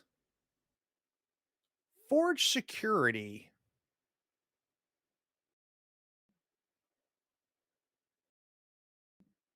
has to be notified that this request has occurred in order for Sten to be allowed to take her back there. And the woman who's in charge of security, she's not making the call here, right? Sten runs the show. He is the floor manager, right? So if Sten wants to take this woman to the back room where the money is being exchanged, then that's on him, right? If it goes south, that's on him. But it brings up, like, she's like, wait a second. Like, That's weird. So the Mhm. consequence is I'm going to start a clock. I'm going to start a 4-segment clock. And if it gets filled, they're going to go through your crate. She is going to be suspect enough that no, not. But there's something going on here, and I need to know what's going on with this gentleman, this Eruvian If man. I were to resist this, what would I have to use? Side Um, prowess or resolve? I would go with resolve because you presented such a convincing argument that in no way would Sten even notify security that it's going back there. He's so embarrassed by just the strength of your argument that he is just going to, or no, that'd be under insight. Let's do insight. That he would Yes, just great. he would notify. You're gonna I was resist? hoping for insight, to be honest. I will Yeah, it's resist better than this with resolve. my insight. And Okay, so you're gonna take I 6 have stress. 5 stress left. So let's see. Okay. This will be This can fine. go very wrong. Fine. Okay. I think 3. You're gonna take 3 stress. Real quick, why is this stressing you out so much? So he goes, of course, I did not mean offense, sir. Of course, she's welcome to come back. She's welcome to come back, ma'am. And he kind of puts his arm out to help you out of the chair. We'll be right back. Let's get her a fresh deck. That was your teaching deck. Let's get her a fresh deck. And he begins to escort her out. But this is stressing you the F out, and I need to know why. We are getting to the back room where I have no idea what's happening there. And probably Overwatch and Lamplighter don't know that we're going there because that's something. Or I like that. So I think So- you expected to be taken back to the main hall to this exchange. He has now opened yet another door that just looks like it's part of the wall. And he's now taking the two of you to this back area. So you start down this dark, dark hallway. Sten has got his arm out. He's not holding your hand, Reagan, but your hand is on his arm as he's escorting you. And it's a dark, dark hallway that's got just a few electroplasmic bulbs. You're starting to see where the money was spent. It was spent at the customer facing areas. It was not spent in this back area, right? So it's this old wood hallway as he's going through, and he goes, "I apologize. Normally, we would not allow a woman or a man of your stature to see the underbelly of the Please, fort." please. It is no trouble. I know I'm asking quite a lot. And I'm reaching into my purse and I'm pulling out a compact mirror that as like we pass under the light, the mirror itself it doesn't look cracked. It looks like it was made from disparate pieces, almost like a jigsaw puzzle, like put together into this black mirror. And I'm raising it to look at myself, and then I just like flick it to him. Okay. And I'm going to start the ritual. All right. We're going to cut to the bar. So Overwatch, you have spied your door. You know it's exactly where you planned for it to be. But in the corner of your eye, you catch the gentleman next to you who, you look, and it's one of those things where it's like, you look and then you go, wait a second. You look again and you turn to the left and you make eye contact with him. And you lock eyes with a man who the chair he is sitting at this bar is struggling to stay together because of his size. And your first clue was the missing hair, the shaved head. The second clue was the face tattoo of a serpent. The third clue was the billhook tattoo on his inner arm. He was in the room with Aaron, back at the archive. And the two of you lock eyes, and the two of you realize, yeah, I know you, you know me. And he's just staring at you. And you both are like, bing. You made a fool of me, sir. And he stands up and we see Overwatch go. As you come to the like his collarbone.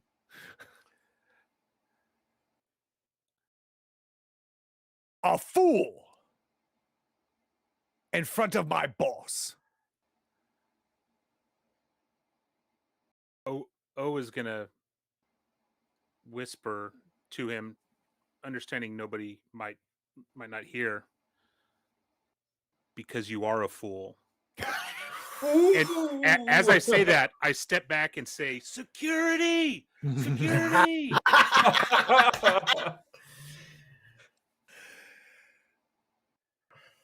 He, first of all, like, you bought yourself like a half second there, because on the long list of things he thought you might do today, that wasn't one of them, right? So he's like, because he's used to just standing up in front of people and they go, oh, okay, you can do whatever you want. I'll be like, I'm so sorry, so sorry. He takes this wooden tumbler that he has and he smashes it on the ground and starts coming at you. So you're yelling security, security, and you've got these elephant-sized mitts coming to grab both of your shoulders. And we don't want to know what's going to happen if he gets there. I want him just in reach enough to where he thinks he can grab me, but also stall this out as long as possible until security can try to help manhandle this guy. But I'm going to be taking steps towards backpedaling towards that dumbwaiter. But I'm taking a step back. I'm ready to take a hit from this guy if it gets me upstairs quicker. But fuck it, bring it. Let's do it. All right, I'm going to cut. I need to know real quick before we have Nick make a roll here. I need to know what Lamplighter's doing. Lamplighter, he wasn't involved immediately, but once he sees what's going on, like pieces come together, sees where Overwatch is stepping back towards. Because while he didn't see the plans, Overwatch definitely went over with us back at the hideout. Lamplighter is ready to like basically take the place of Overwatch in this fight and take the lumps, because he knows Overwatch knows the plans better, and is ready to become the distraction, even if it means the distraction is him getting his face beat in. So I want to add something, you don't have to accept it, but in my mind, Lamplighter's like, okay, this is about the time when we create a distraction, and that will give that this is about the time when Overwatch gets to the third floor. I do appreciate you, sir, going ahead and taking care of the distraction piece for us. Oh yeah, no, that's and specifically what I'm envisioning here is he's like almost slipping in like a dance partner, cutting in to just kind of shove Overwatch back and get way too close to the billhook that's like towering over me, basically being like, come here, I really appreciate this. To once again throw him off. One less thing I had to do. Exactly. I also, this would not be expected to like knock the dude out, but more Okay, as so let's pause here. Let's cut back. Let's cut back to Overwatch. So your goal, if I understand it, is to get out of this guy's reach and get inside the dumbwaiter. Yeah. Okay. What is our action?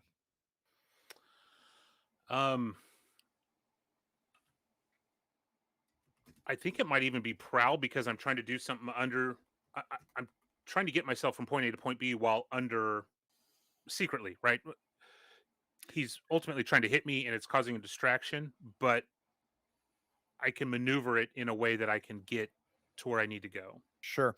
And so for those of you watching, you may not be familiar with how the system works. One of the things that's very different about Blades in the Dark versus other games is, very often the GM will call for a roll, right? And we'll say, I need a stealth roll from you or something. What's kind of interesting about this game is it's a conversation between the GM and the player. And the GM says, well, I'm going to need a roll. And Nick for Overwatch gets to choose how he's going to accomplish his goal. Now he tells me prowl. What he says makes sense to me. I now set his position in effect. The position says, what is your situation? Are you in a desperate situation, like win or lose? Like this is bad, right? Standard, risky.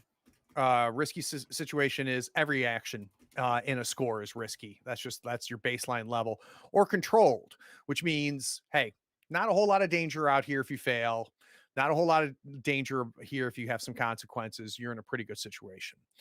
Then I set the effect, right? And this will determine how much of the goal he's going to get. So a standard effect means he says he's going to make it to the dumbwaiter unnoticed. That would be the standard effect. Limited effect is the lower one down there. This means that I'll give him a little bit of that, but it's not going to go exactly the way he wants it to. He's not going to get the full effect of what he's trying to do. And then great effect is not only am I going to give him that, but I'm going to give him some sprinkles on top as well. So you tell me prowl. Prowl makes sense to me.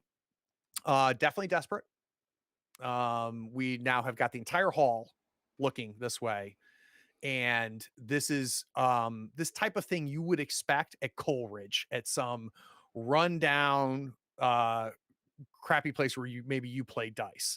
Not something as nice as Ulf has done here at the Forge.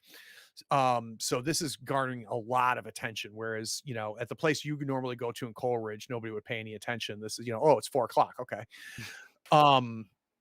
So definitely desperate, but I'm going to give you standard for effect. So if you succeed, success means that you will get there without being noticed. And take an assist.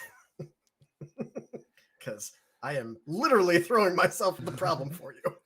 I'm good with that. So let's add a stress and let's add a die. So what do you have in prowl, Nick? I have 3 in prowl. All right, so we're going to do 3 plus a bonus. Plus a bonus. You're going to roll 4 dice. We're going to take the highest. Finally, we got a 6. We're back. A 1, 2, or 3 is a fail. 4 or 5 is a success with consequences, and a 6 is just a straight up success, no consequences. We see his big mitts coming down, and as they're coming down, it's like a child's flip book. He sees Overwatch, and then he grabs Lamplighter. And he's got you by the shoulders, and there's no sign of Overwatch. And we see just the little dumbwaiter door close. Very slightly, nobody even notices it. So Lamplighter, he's got you by the shoulders, and he goes, "You are there too." And he lifts you by the shoulders. Your feet are no longer touching the ground. Your feet are dangling about 4 inches up above, and he's brought you to eye level with you. We cut inside the dumbwaiter. You work your way through Overwatch. You're now you're inside the walls, essentially, which are wide enough separation that you know that you now have access to the entire building. You can easily go up with a little bit of work. You can easily go. So where are you headed? 3rd floor is where the office is and where Ulf lives and where his office is. We know the back area is where Talus and Reagan are right now. Mm-hmm. I think we know Talus's crate is stored up front. Yeah.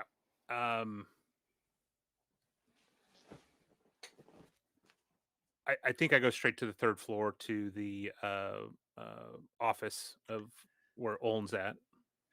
So you're going, and you've got these blueprints, this schematic that was given to you at the headquarters, and you almost almost closing your eyes at times, imagining where they are, and just kind of gauging, because you have no landmarks to work with here, right? So this is strictly just feel.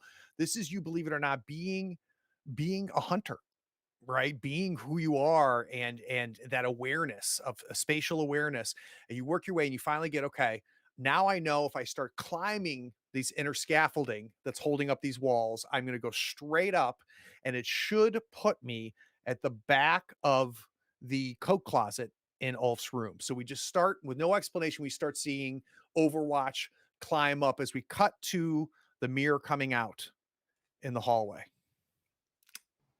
Yeah, we gonna start a ritual. Okay. So this does need a roll.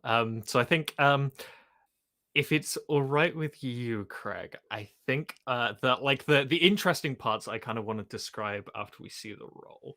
Sure. I kind of just want to say like the stated goal for this is I'm going to pull a memory and replace it. Law of equivalent exchange. Yep.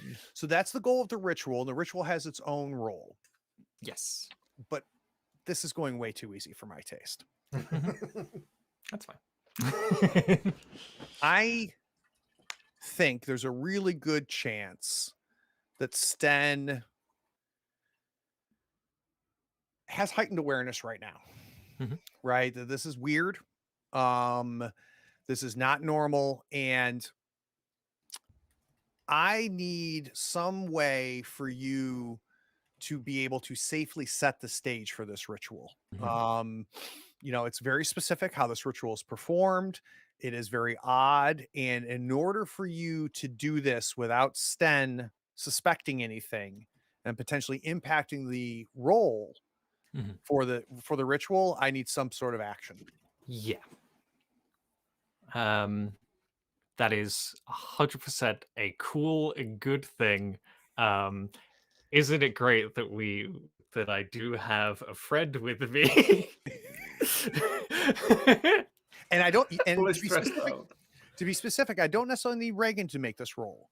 Yeah. But if you're going to be able to safely set up this ritual, something needs to happen, or Sten is just gonna be like, hey, what the hell? Like, what is going on Mhm. right now? This is that. So I'm fine with Talus making an action as well. But some I action needs could to also happen, or Sten's gonna yeah, smell something. I could finagle some stuff if you don't have anything in specifics. Looking at the different potions and drugs I have.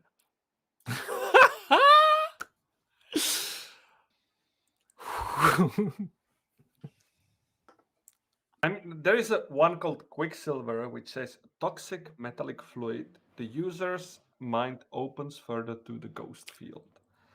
By default, it gives +1 attune to the user. I would think that, and the target suffers zoned out harm. So the action would be to make him less susceptible to our shenanigans. Would be to deliver this to Stan as a primer for the ritual. Okay, so what's our action? So the action would be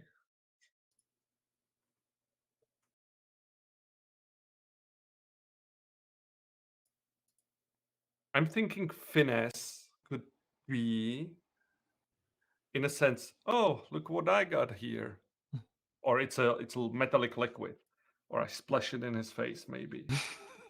Or something like that. Using Yeah, and finesse. you're kind of behind them, so I think finesse does fit. I'm actually going to say standard risky because you're behind him, so you're not really doing this in front of him, right? So I think it's risky. Standard is that he will now consume this quicksilver. So let's go ahead and mark that on your inventory.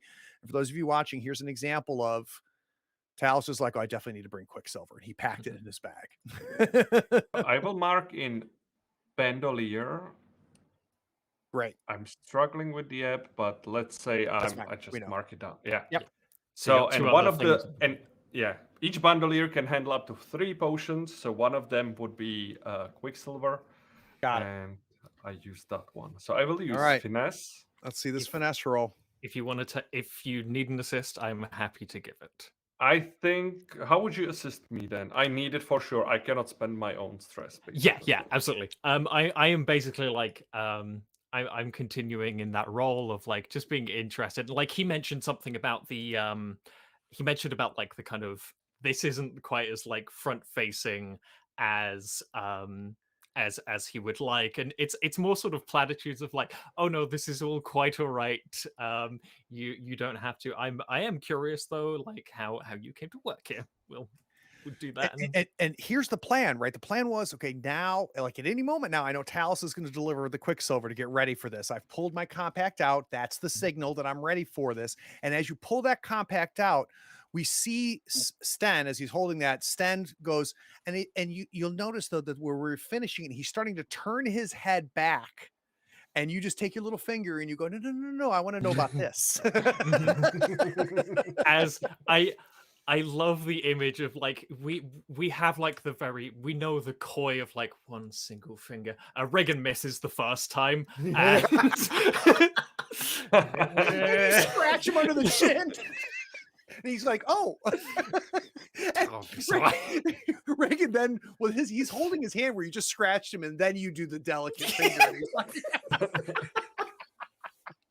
all right, let's get that finesse roll with +1 die. Take 1 stress for me, Reagan. Oh yes. So risky standard, right? Risky standard. And For those of you watching, we're using the Forge. This is a fan-made module for the Forge for Blades of Dark. I love it. It's gorgeous. I should start tracking who owns these modules because we get so much value out of it. Foundry's a great VTT. Now look, now this is what I'm used to. I'm used to Umbral means rolling 6s. So the 6 is a pure success, no consequences. Walk me through how we get Quicksilver into Sten's body. I think he needs to like either inhale it or he can even digest it. So as Reagan is awkwardly pushing his face forward, and I will just Talas will just go straight ahead, pour the liquid on his hand. He seizes the opportunity, grabs his shoulder, and just as you know, as in the old movies, they put the chloroform on the face, but it's just straight from the hand. The liquid just splashes his face, and he's like, what's happening? And inhales it, maybe it digests it a little bit. Half of it maybe is left on the Talos hand still. It's a bit messy. Yeah. But I know once I get the Quicksilver in, it starts affecting in seconds. So we see the compact come out. We see the awkward head turn happening as Reagan is trying to be seductive. And Talus knows that's the cue. Pull out from your bandolier the Quicksilver. It's got this green electroplasmic glow to it, right? It's attuned as a liquid. You pour it into your hand, and it's like mercury. It spreads on your hand, but it has volume as well. And your hand starts to come up behind Sten to put it over his mouth, and you start to feel it burn, and you know you need to get this into him fast, because if it stays in your hand, it's going to burn your hand. As soon as it gets to his face, he instinctively, like we all do, this is why chloroform works, to go right as his hand's getting covered, and you can feel like it's got its own consciousness and agency. You feel the Quicksilver leave and pull itself from your hand up into his nostrils, into his mouth as it comes through. And Reagan, you know it's working when his pupils roll back. Mm-hmm. So you're going to get a +1 to this attune for your ritual. Rad. Because of what Talus just did. So yeah, I think we watched like the kind of the coy turd that, and then as soon as like the face clamps over, like Reagan's demeanor is immediately, I'm Reagan again, and not like some closeted dilettante. And yeah, you pull your sleeve up. Pull the sleeve up. Yeah. As we see like the flames on the tattoo begin to flicker, and for people just joining us, Reagan's left hand has a tattoo of a sort of like the skeletal hand that rises up into the arm and has flames breathing it, and the flames shift as she begins doing magic. And I think as she's doing this, we see that the bones begin to be like inscribed with runes. They just begin to run up the arm. And yeah, I'm going to do my ritual. All right. So the goal is to swap memories. Mhm. All right. And I assume it makes you use a tune. Yep. Okay. So this is an attune roll. You're going to get a bonus die thanks to the Quicksilver. Mhm. This is controlled. So this is a perfect example of controlled, right? Perfect example how an action of another player turned what was probably a desperate action into a controlled action. This guy is in La La Land right now. He's got a harm thanks to Talos. So controlled standard. Okay. And I have an extra die. I don't need to do anything else. This is great. Hopefully. And Talos for sure will not be assisting. Talos is backing away, even a few meters, like forgets that he needs to clean his hand from the Quicksilver and steps a good few meters away and just looks the other direction, like, and taking care of his business. So partial success, you hesitate, withdraw, and try a different approach, or else do it with a minor consequence. It's a minor complication occurs, a reduced effect, or you suffer lesser harm. So this is a 4, which your highest. 3 of your die were 4. Before we walk through the ritual, Mhm. I want to cut to Ulf's office as we see the closet door opening.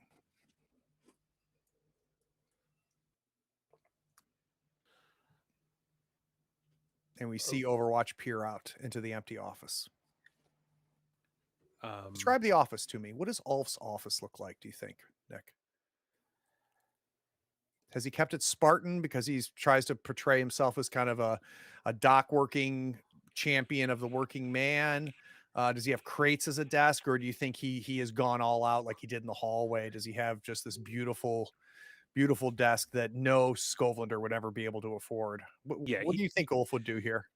He's the typical guy that dirty and musty of a person, but the desk is just gorgeous, but it's got like an old shitty chair attached to it. And maybe some crates and stuff that were kind of shoved aside so that they could put this desk in.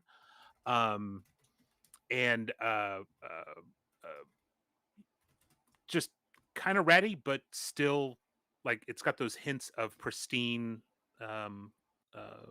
appearance, like downstairs. And remind me your contact's name that gave you this information that you're grabbing this for. Valeris. And Valeris said, right-hand drawer, second from the bottom. There's usually keeps it in the false sleeve under the drawer. I'm definitely sneaking my way over there to do that first. You pull the drawer out, and your hand goes under, and you feel like it's like a double bottom, right? And your fingers come up, and you realize that there's basically a like a hidden sleeve, a wooden sleeve that's under there, and you reach and you can feel the book, right? And you pull the fingers out, and you hear the doorknob turning. Lamplighter, you are suspended 4 inches above the floor of the bar, staring eye to eye with somebody who you humiliated in front of his boss. Yep. And I imagine this is also the part where I go, I appreciate the distraction of a night out with a fine gentleman like you. Again, just kind of playing it off as I'm expecting him to go, wait, he's not screaming yet. He's not offering me money. What's going on? And in that time, I'm going to reach up, like I'm going to pat his face, like you're, oh, dear you. But what I have in there is I have palmed a packet of trance powder. Ooh. Which is not letting me select it for whatever reason, but it's there. It's a 0 anyway. Yeah. And so it doesn't even take up a slot. Yeah. Nice. Yeah. You know me. I love the zeros. Just and I'm basically just gonna pat him enough where it like goes right up his nose the next time he breathes. It might not be enough to like, it's not designed to take him out anyway, but it should be enough pretty quick to just be like, you want to sit down. Let's talk over how you can help your boss, as opposed to making more of a fool for her reputation by starting a fight in Ulf Ironborn's house. And, you know, my friend just vacated a chair, and our drinks are paid for the evening. So how about you be my friend? Action. Consort all day. Consort. Okay. Desperate. So if we Okay. keep it desperate, don't forget to mark yourself for the XP. And I will push Transpowder. myself. Okay, hold on. You Okay. don't know the position and effect yet. So the position is desperate. The effect normally would be limited, but the transpowder is going to bring you up to standard effect. Okay. So that's going to be the benefit of the transpowders. It's going to basically make him far more open to your consort on there. So I've got you a desperate standard. Cool. I will push myself for 2 stress for another die. Beautiful. So how many dice are we rolling? We're rolling 3. Come on, baby. Big money, big money. Nope. So a 3, a 2, and a 2. So nothing 4, 5, or 6. It's the worst outcome is what it says. You suffer severe harm or a serious complication occurs. You lose this opportunity for action. He pulls it up. Desperate? Sorry. Yeah, it was desperate. Yeah. And this is and it's funny because like the position matters the most with failures or a 4 or 5 and the consequences, right? That's where position really do. So had it been controlled, you saw with the controlled roll that it was very limited how much ramifications there would be but at a desperate action. So he's lifted you up. You reach in for the transpowder. What does this failure look like with the transpowder? Or where's the failure happen? I should ask you. I think failure with the transpowder, or go ahead. I'm sorry. It's in the talking. I am talking too much, and I am giving his tranced, stupid brain too many words at one time. So he's going to, I would imagine, he's going to default to his usual, I'm ready to beat someone who is in front of me, who I do not like. That's where I was headed. I'm hoping the trance will kind of limit that as far as like... So the transpowder goes into his nose, and you just start and he's trying to process it. He's trying to stay conscious, and just takes your head and goes right into the bar. So we see Lamplighter's head go into the bar. It is going to be severe harm. So mark yourself with a How does so I want it to be a level 2 harm. And it's going to be cracked skull. Okay. So you're at -1 die until that gets taken care of. And we see blood now spreading on the bar. How would armor affect this? Because I haven't used that before, but I thought it was something that can limit. I think it hurt. does. So let's lower it by 1. All right, so make it a minor. So, all right, so you brought armor with you. What is this armor and why does it not crack your skull? Extra thick head. Armor plated flat cap. Yes, exactly. We see your head headed down. You're like, son of a, and your left hand comes up and you pull the cap to make sure that the cap is between the side of your head and that bar. And boom. So let's change that to a level 1 harm. It's bruised cranium.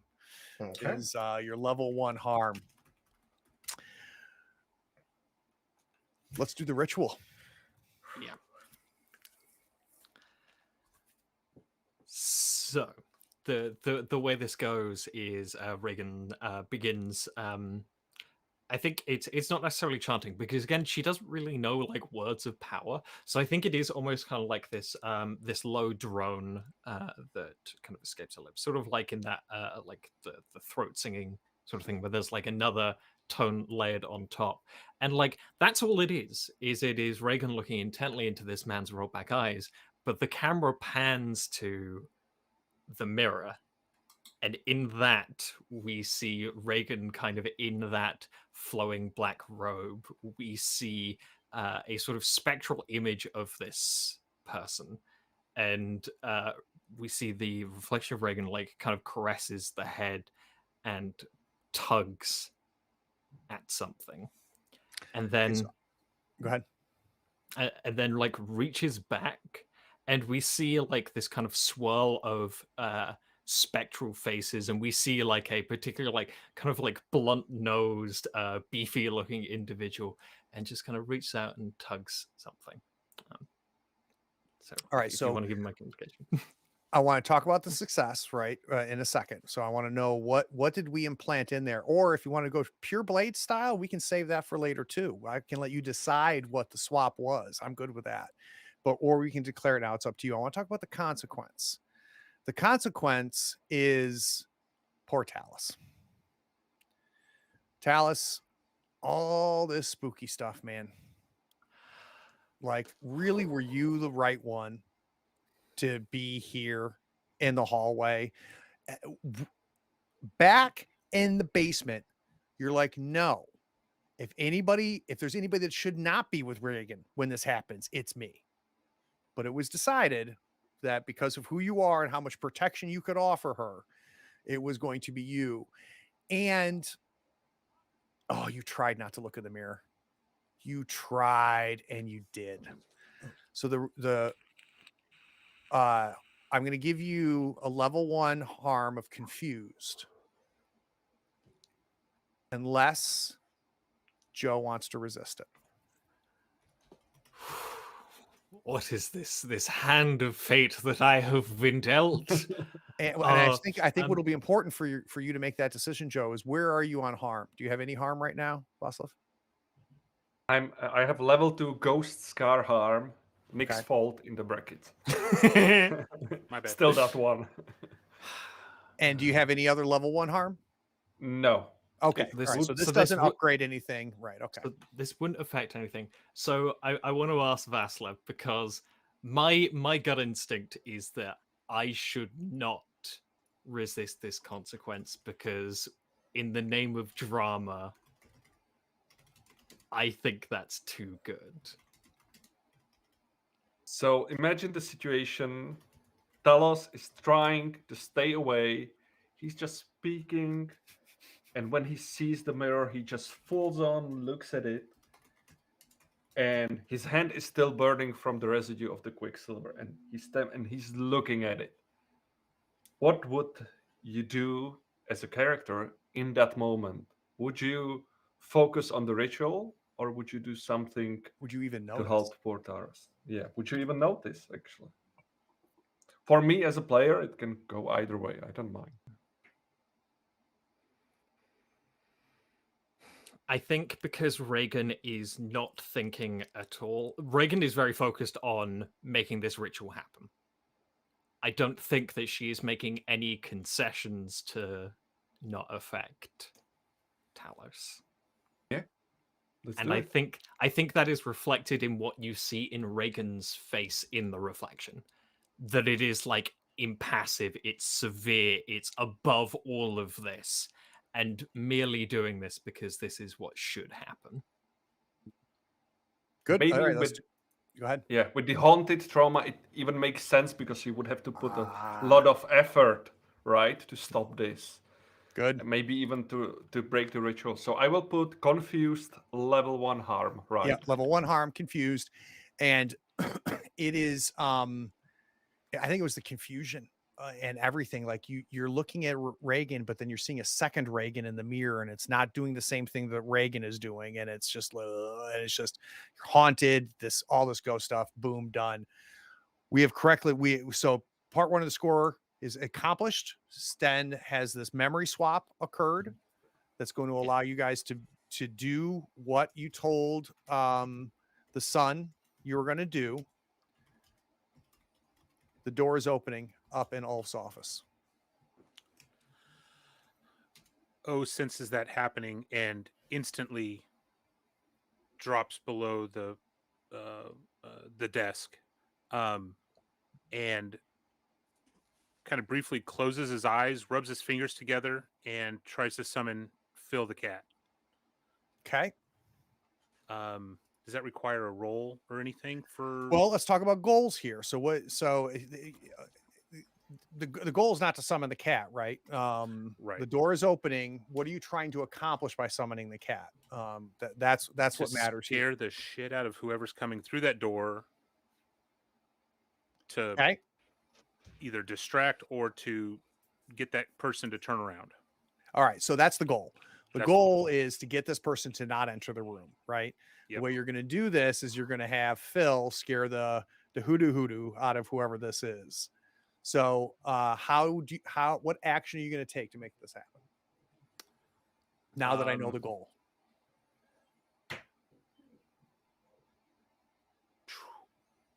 I don't know, would be. And remember, as part of this conversation is you can pick one action and I can tell you the position and the effect. And you go, Craig, if I did this, would I get a better effect or a better position?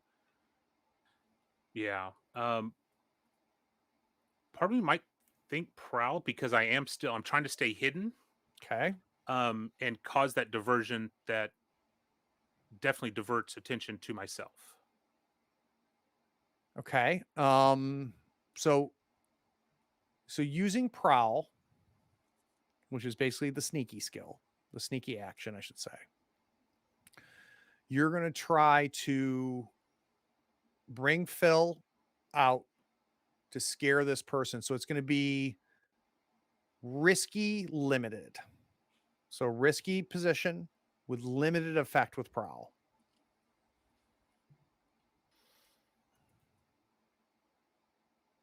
So if the goal is to get this person to not come in the room, to turn around and leave, whatever, even on a success, your success will be limited.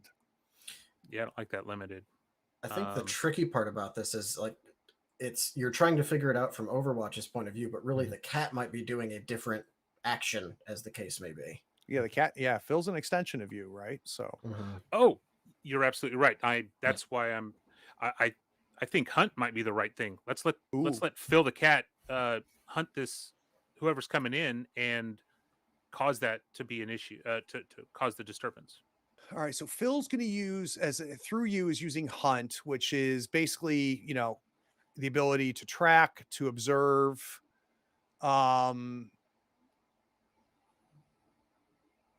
Yeah, okay, I'm okay with that because Phil's going to have to get the full lay of the land, right? To be fully effective here, Phil is going to have to come, and Phil have been here the whole time, right? But Phil's going to have to manifest and become at least corporeal enough to affect the world. I'm okay with hunt. So with hunt, let's go with risky standard. So on a success, limited on a 4, 5, or 6, this person will not enter the room. And that's your standard effect. And risky is going to determine what happens from consequences and failures. All right. And it's 1 or 2 stress to add a die. 2 stress to push yourself to add a die. Well, we haven't done a devil's bargain today. This is true. We have not. Would you like to do a devil's bargain? I would like to entertain a devil's bargain. Devil's bargain. So the way this works is devil's bargain gives you another die. And something less than ideal is going to happen whether you succeed or fail. So this is an offer the GM makes to the player. I'm going to give you this devil's bargain. If you accept it, you get an additional die. But even on a success, the downside occurs. On a failure, it just compounds things. So here's the devil's bargain. You can have an extra die, Nick. You can have an extra die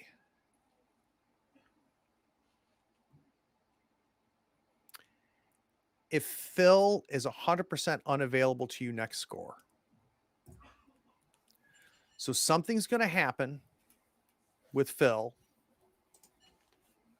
at the end of this action that's going to prevent Phil from being available to you next score. Now, Phil will be back after that, but you will not be able to use Phil in the next score. Being a reckless pound, I will gladly accept that. Okay, that's the devil's bargain. So give yourself a die. Alrighty. I love it when traumas affect stuff. Yeah, baby. Okay, GM. So roll 3 dice. 1 6 is Overwatch gets everything he wanted. 2 6s is a critical success. Now let's talk about just the 6. The person starts to open the door, and the way they're opening the doors, they don't expect any. You can tell they don't expect anybody to be in this office, but the way they're opening the door is this is not their office, right? So if this was Ulf, or maybe even if it was Havid, there's a, when you walk into your own room, right, you open a door a little bit differently than if like this is somebody else's office. But not tentative enough where this person was like, is somebody in here, right? So it half opens. You see a guy.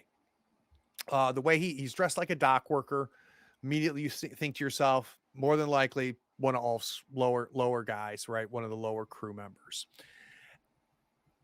And immediately Phil falls through the ceiling, just materializes through the ceiling, and Garfield lands on his face.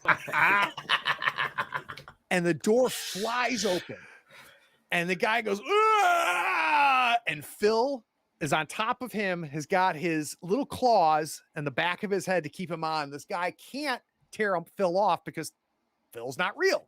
Phil is a ghost. And he's scratching his face in the process. And as he's falling back out of the door, Phil turns and winks at you. Like, gotcha, buddy.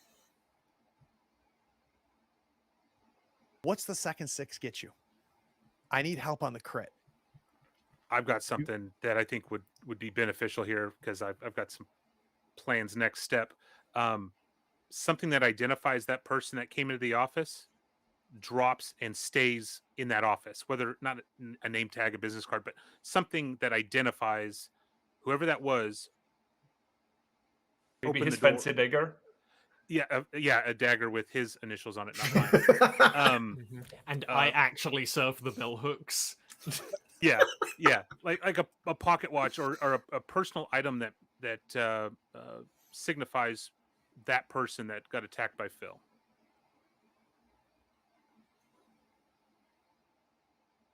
So yes, I'm trying to think of something really good. What would a dock worker that works for Ulf have on their person that could be traced back to them as an individual? I need help. Family ring. Go ahead, Ulf Joe. knows everybody personally, right? He would be the person that knows everyone in person that works for him, and he did the check. So he would really know significant things that the people would have, either be it rings, necklaces, maybe even a photo of their wife. I don't know. Someone's favorite knuckle duster. Yeah, I'm even even that. thinking I think. dock workers are going to need to know when boats come in and out. A pocket watch that might have an inscription on the back that was like a family, Dinglehauser family pocket watch, something along those lines. And maybe he had his pocket watch out when Phil the cat came clawing on him, and he just kind of threw it up in the air to try to figure out what the hell is attacking him, and it happened to land inside the office. Joe? So I was going to say, like a dock worker, like maybe there's like a Scovelander practice of a specific like rope knot of like service that would be like identifiable. So I'm gonna riff off all of these. Mm-hmm. He drops all of it.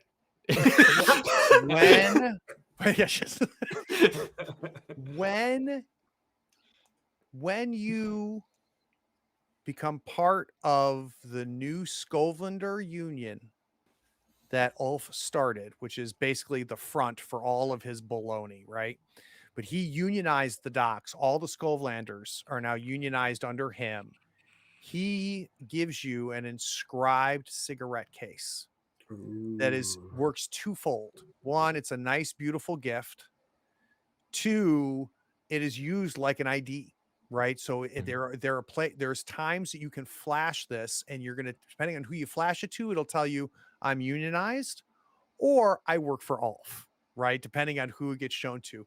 That case drops out of his jacket as he goes flying back, and it is there. We see Overwatch grab the book with the fake names in it. We see him slide under the desk and with his foot kick the cigarette case to slide past him as he goes there, as he heads back to the dumb waiter. Perfect. How are Reagan and Talus getting out of this hallway with a now passed out Sten? What are you two going to do? So I think the thing I want to reveal about the specific memory, like I don't want to reveal the memory I put in. I feel like that I want to do as a like the denouement. What I pulled out from him is, let's say the past minute or so of him being slapped on the mouth with poison and also being party to a ritual. No memory of that whatsoever. So that is what we pull. And I think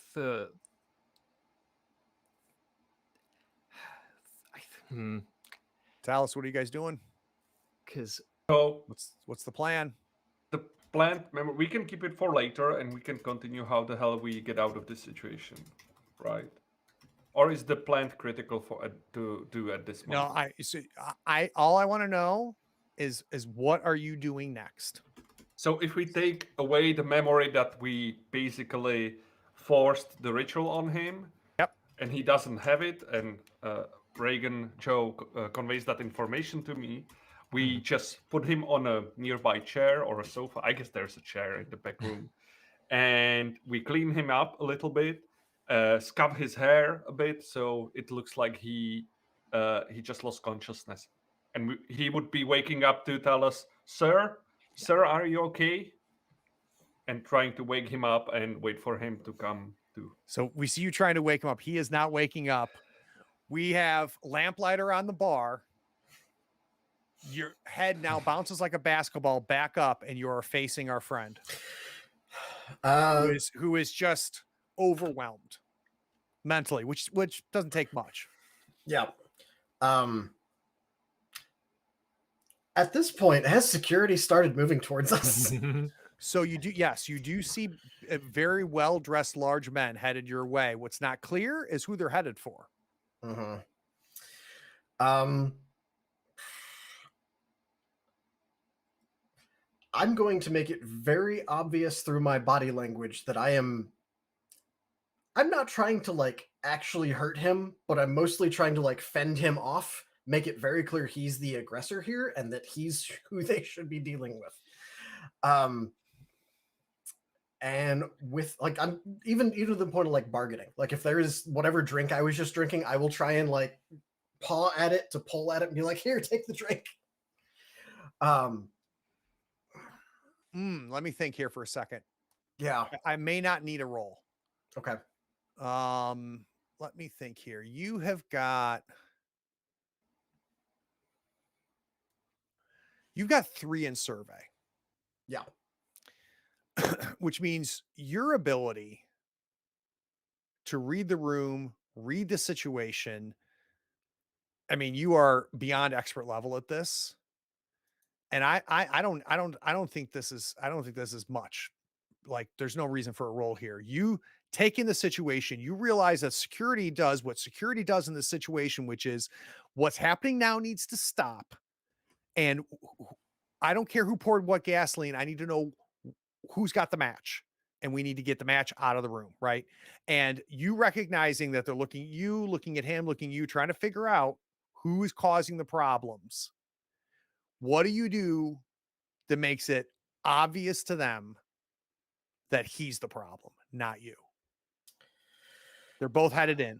See, and when I say both, I mean 2 groups of security are coming from 2 different parts of the forge.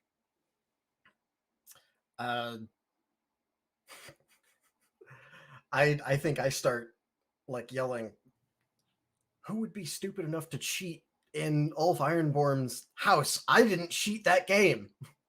I don't know you anything.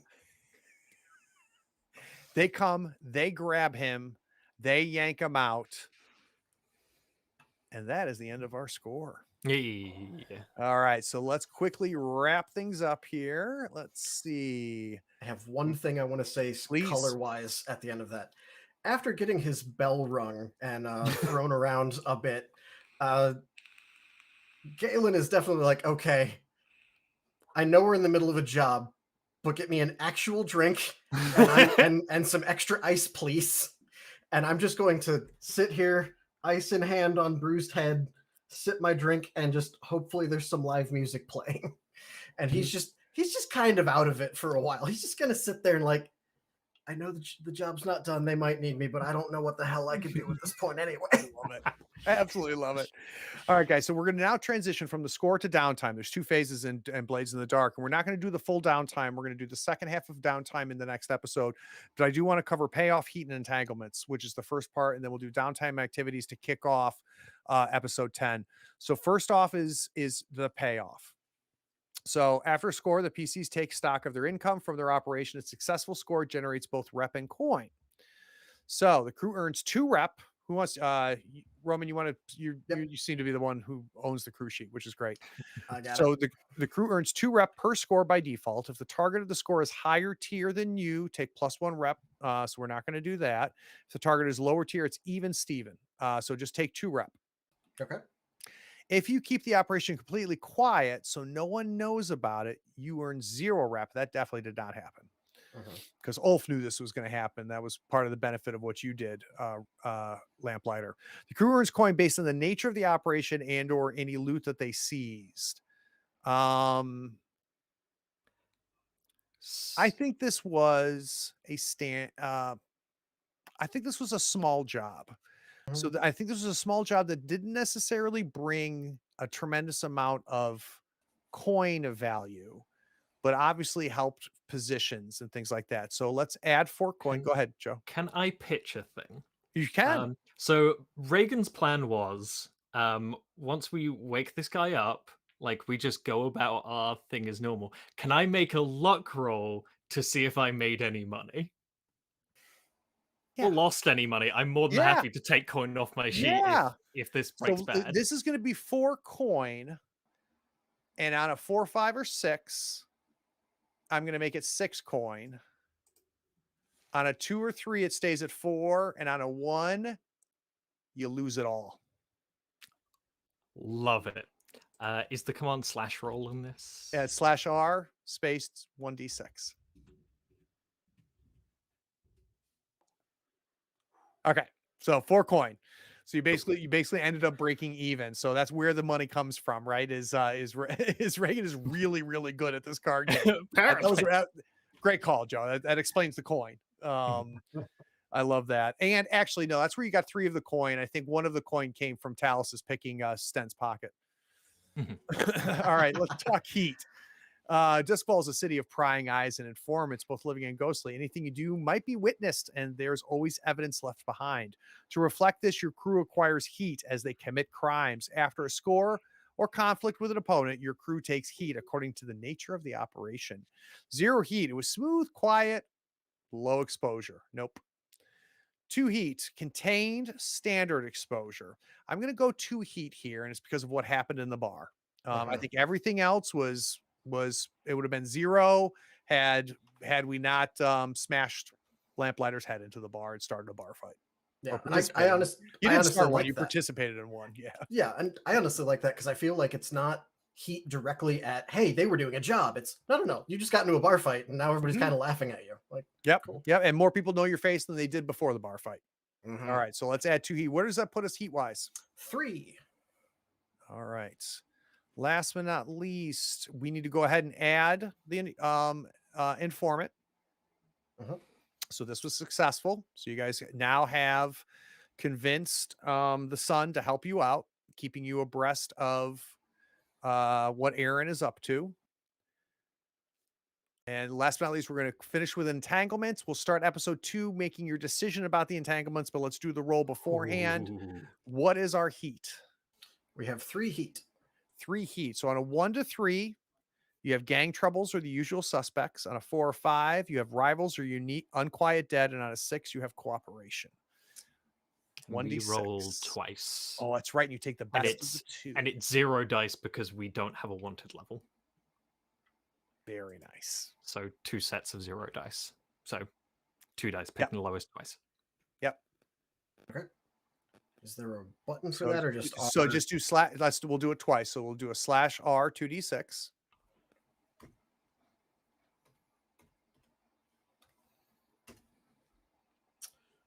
Nope, it doesn't like that. There's an R/. It's There's a left- /R space.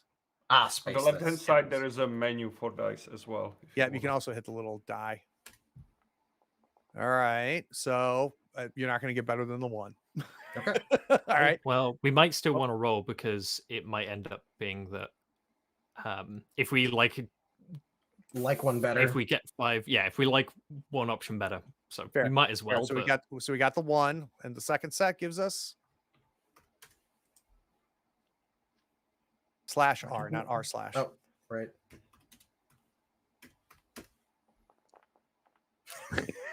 yeah. Oh, All of the Alright. ones. So it'll be, and I'll let you guys choose it as I talk about the 2 of them. It's going to be gang trouble or the usual suspects. Let's go to credits. We'll be right back.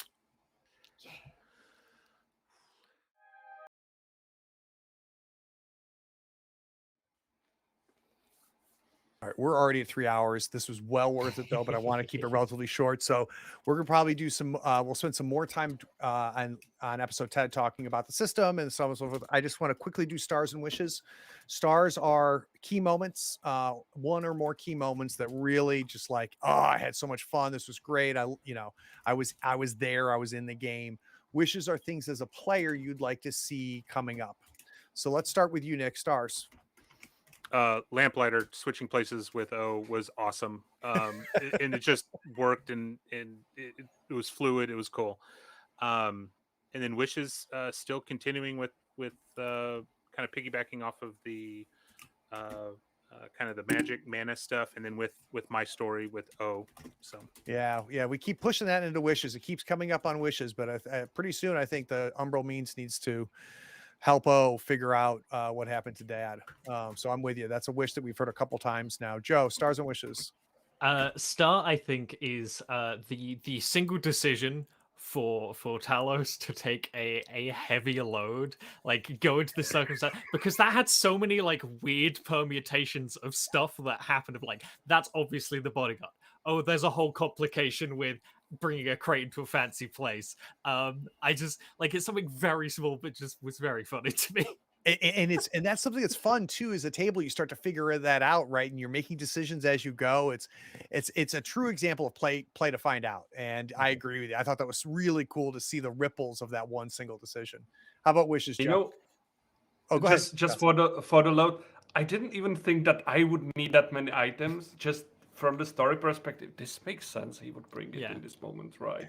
And it worked out so well that everybody played off of that. Just we didn't forget that he has heavy load. Yeah, that was great. And that's a good table, right? So this is not a this is a game that works best when everybody's just like let's play. Let's not win. Let's play. So wishes, Joe? Wishes. I want to see the permutations of really messing Talos up. I'm so excited for that. You're such a mean soul. You know that, Joe? I know. It's all my years of DMing. You come off as just so kind and friendly, but we're starting to really see the layers under that onion. All right, how about for you, Roman? Stars and wishes. Oh, stars. I honestly think everybody had a good moment. And the star for me was everyone who wasn't Galen, because I really felt like the last like 2-parter we did was the Galen plays puppet show, which is fun. And I think we all do it well. But this one, I really liked that Galen was like, yeah, here's the setup. I'm going to go drink at the bar. Everybody do your job. I trust you. I'm going to make sure. The only thing I'm going to do is make sure that the bar doesn't float away. And I'm going to do that with my head. Exactly. Perfect. I think everybody had a good moment. I think ultimately, if I have to pick one, it's going to be Nick, because the more I love that everything Nick did was, it's like, well, I'm reckless, so fuck it. And it just worked. I cannot wait. And this goes right into wishes. I cannot wait to see more of, hey, what happened with Dad? Because the rest of us don't know. We again, we talked about this a little bit last time. The spider finding out that one of his own is keeping something big from him that I could potentially help with, like, let's find that string and pull it. That's going to be a big thing for my character and the group as a whole once he finds out, and I cannot wait to see how that is approached. And the one thing I'm going to do is a little bit of a clarification. None of you know what happened. Mm-hmm. Let's be clear on what O knows. O knows that he saw something that made him believe that Aaron was involved and paid for the hit on his father. Now, what that means is going to be very, very interesting. Vaslev, stars and wishes. Stars. For me, it's easy by far. And I mean, everybody was great, but the moment when Nick said, because, how was it? Because you are a fool. First of all, I made myself laughing, and it was so perfect for the moment, Nick. Like, that was brilliant. I love that moment. Like, easily my MVP moment, I would say, of the entertainment. And wishes? Wishes, I would like to continue with O's story, basically, simply said. Yeah, this is fun, and it's neat to start seeing a lot of people. You don't get a chance to play Blades long enough to start seeing the crew become a force in Duskfall, right? So often we play in just enough sessions of Blades that you just are the scrappy, crappy tier zeros. But now that you guys have moved into tier 1 and are, you know, have the potential based on your rep to become a tier 2 or tier 1 strong, like that changes everything. And I'm really interested to see how that plays out as you become a bigger force in overall Duskfall. It's not just going to be, you know, stealing stuff and little things. It's going to be a lot more. Guys, like, subscribe, you know, the whole thing. All 4 of these players are patrons. That's part of the reason that they got first dibs on seats here at the game. If you want to spend $1 a month supporting me on Patreon, please do. That'd be great. See, we've got, after the Thanksgiving holiday, we've got Forbidden Lands coming. We've also got the premiere of Primal Quest, Stone and Sorcery by Diego, who is a great guest on the podcast, one of the really prominent names putting out OSR type stuff. So if you want to see OSR styled Stone and Sorcery, make sure you check out Primal Quest. Can I hit a plug, please? Of course you can. Yes, sorry. So fairly recently, last time I teased this, I as well as a friend of mine, we released a webcomic, which is Arcanus London branch. It is an urban fantasy comic following the reluctant chosen of Artemis as she learns more about the true magical nature of the world. We have Dullahan librarians, we have demonic lawyers, and we have an occult fight club. Please check it out. Tapas Webtoons, Arcanus London branch. Thank you. One more time. Arcanus London branch. Perfect. Take care, all. Thanks. Bye.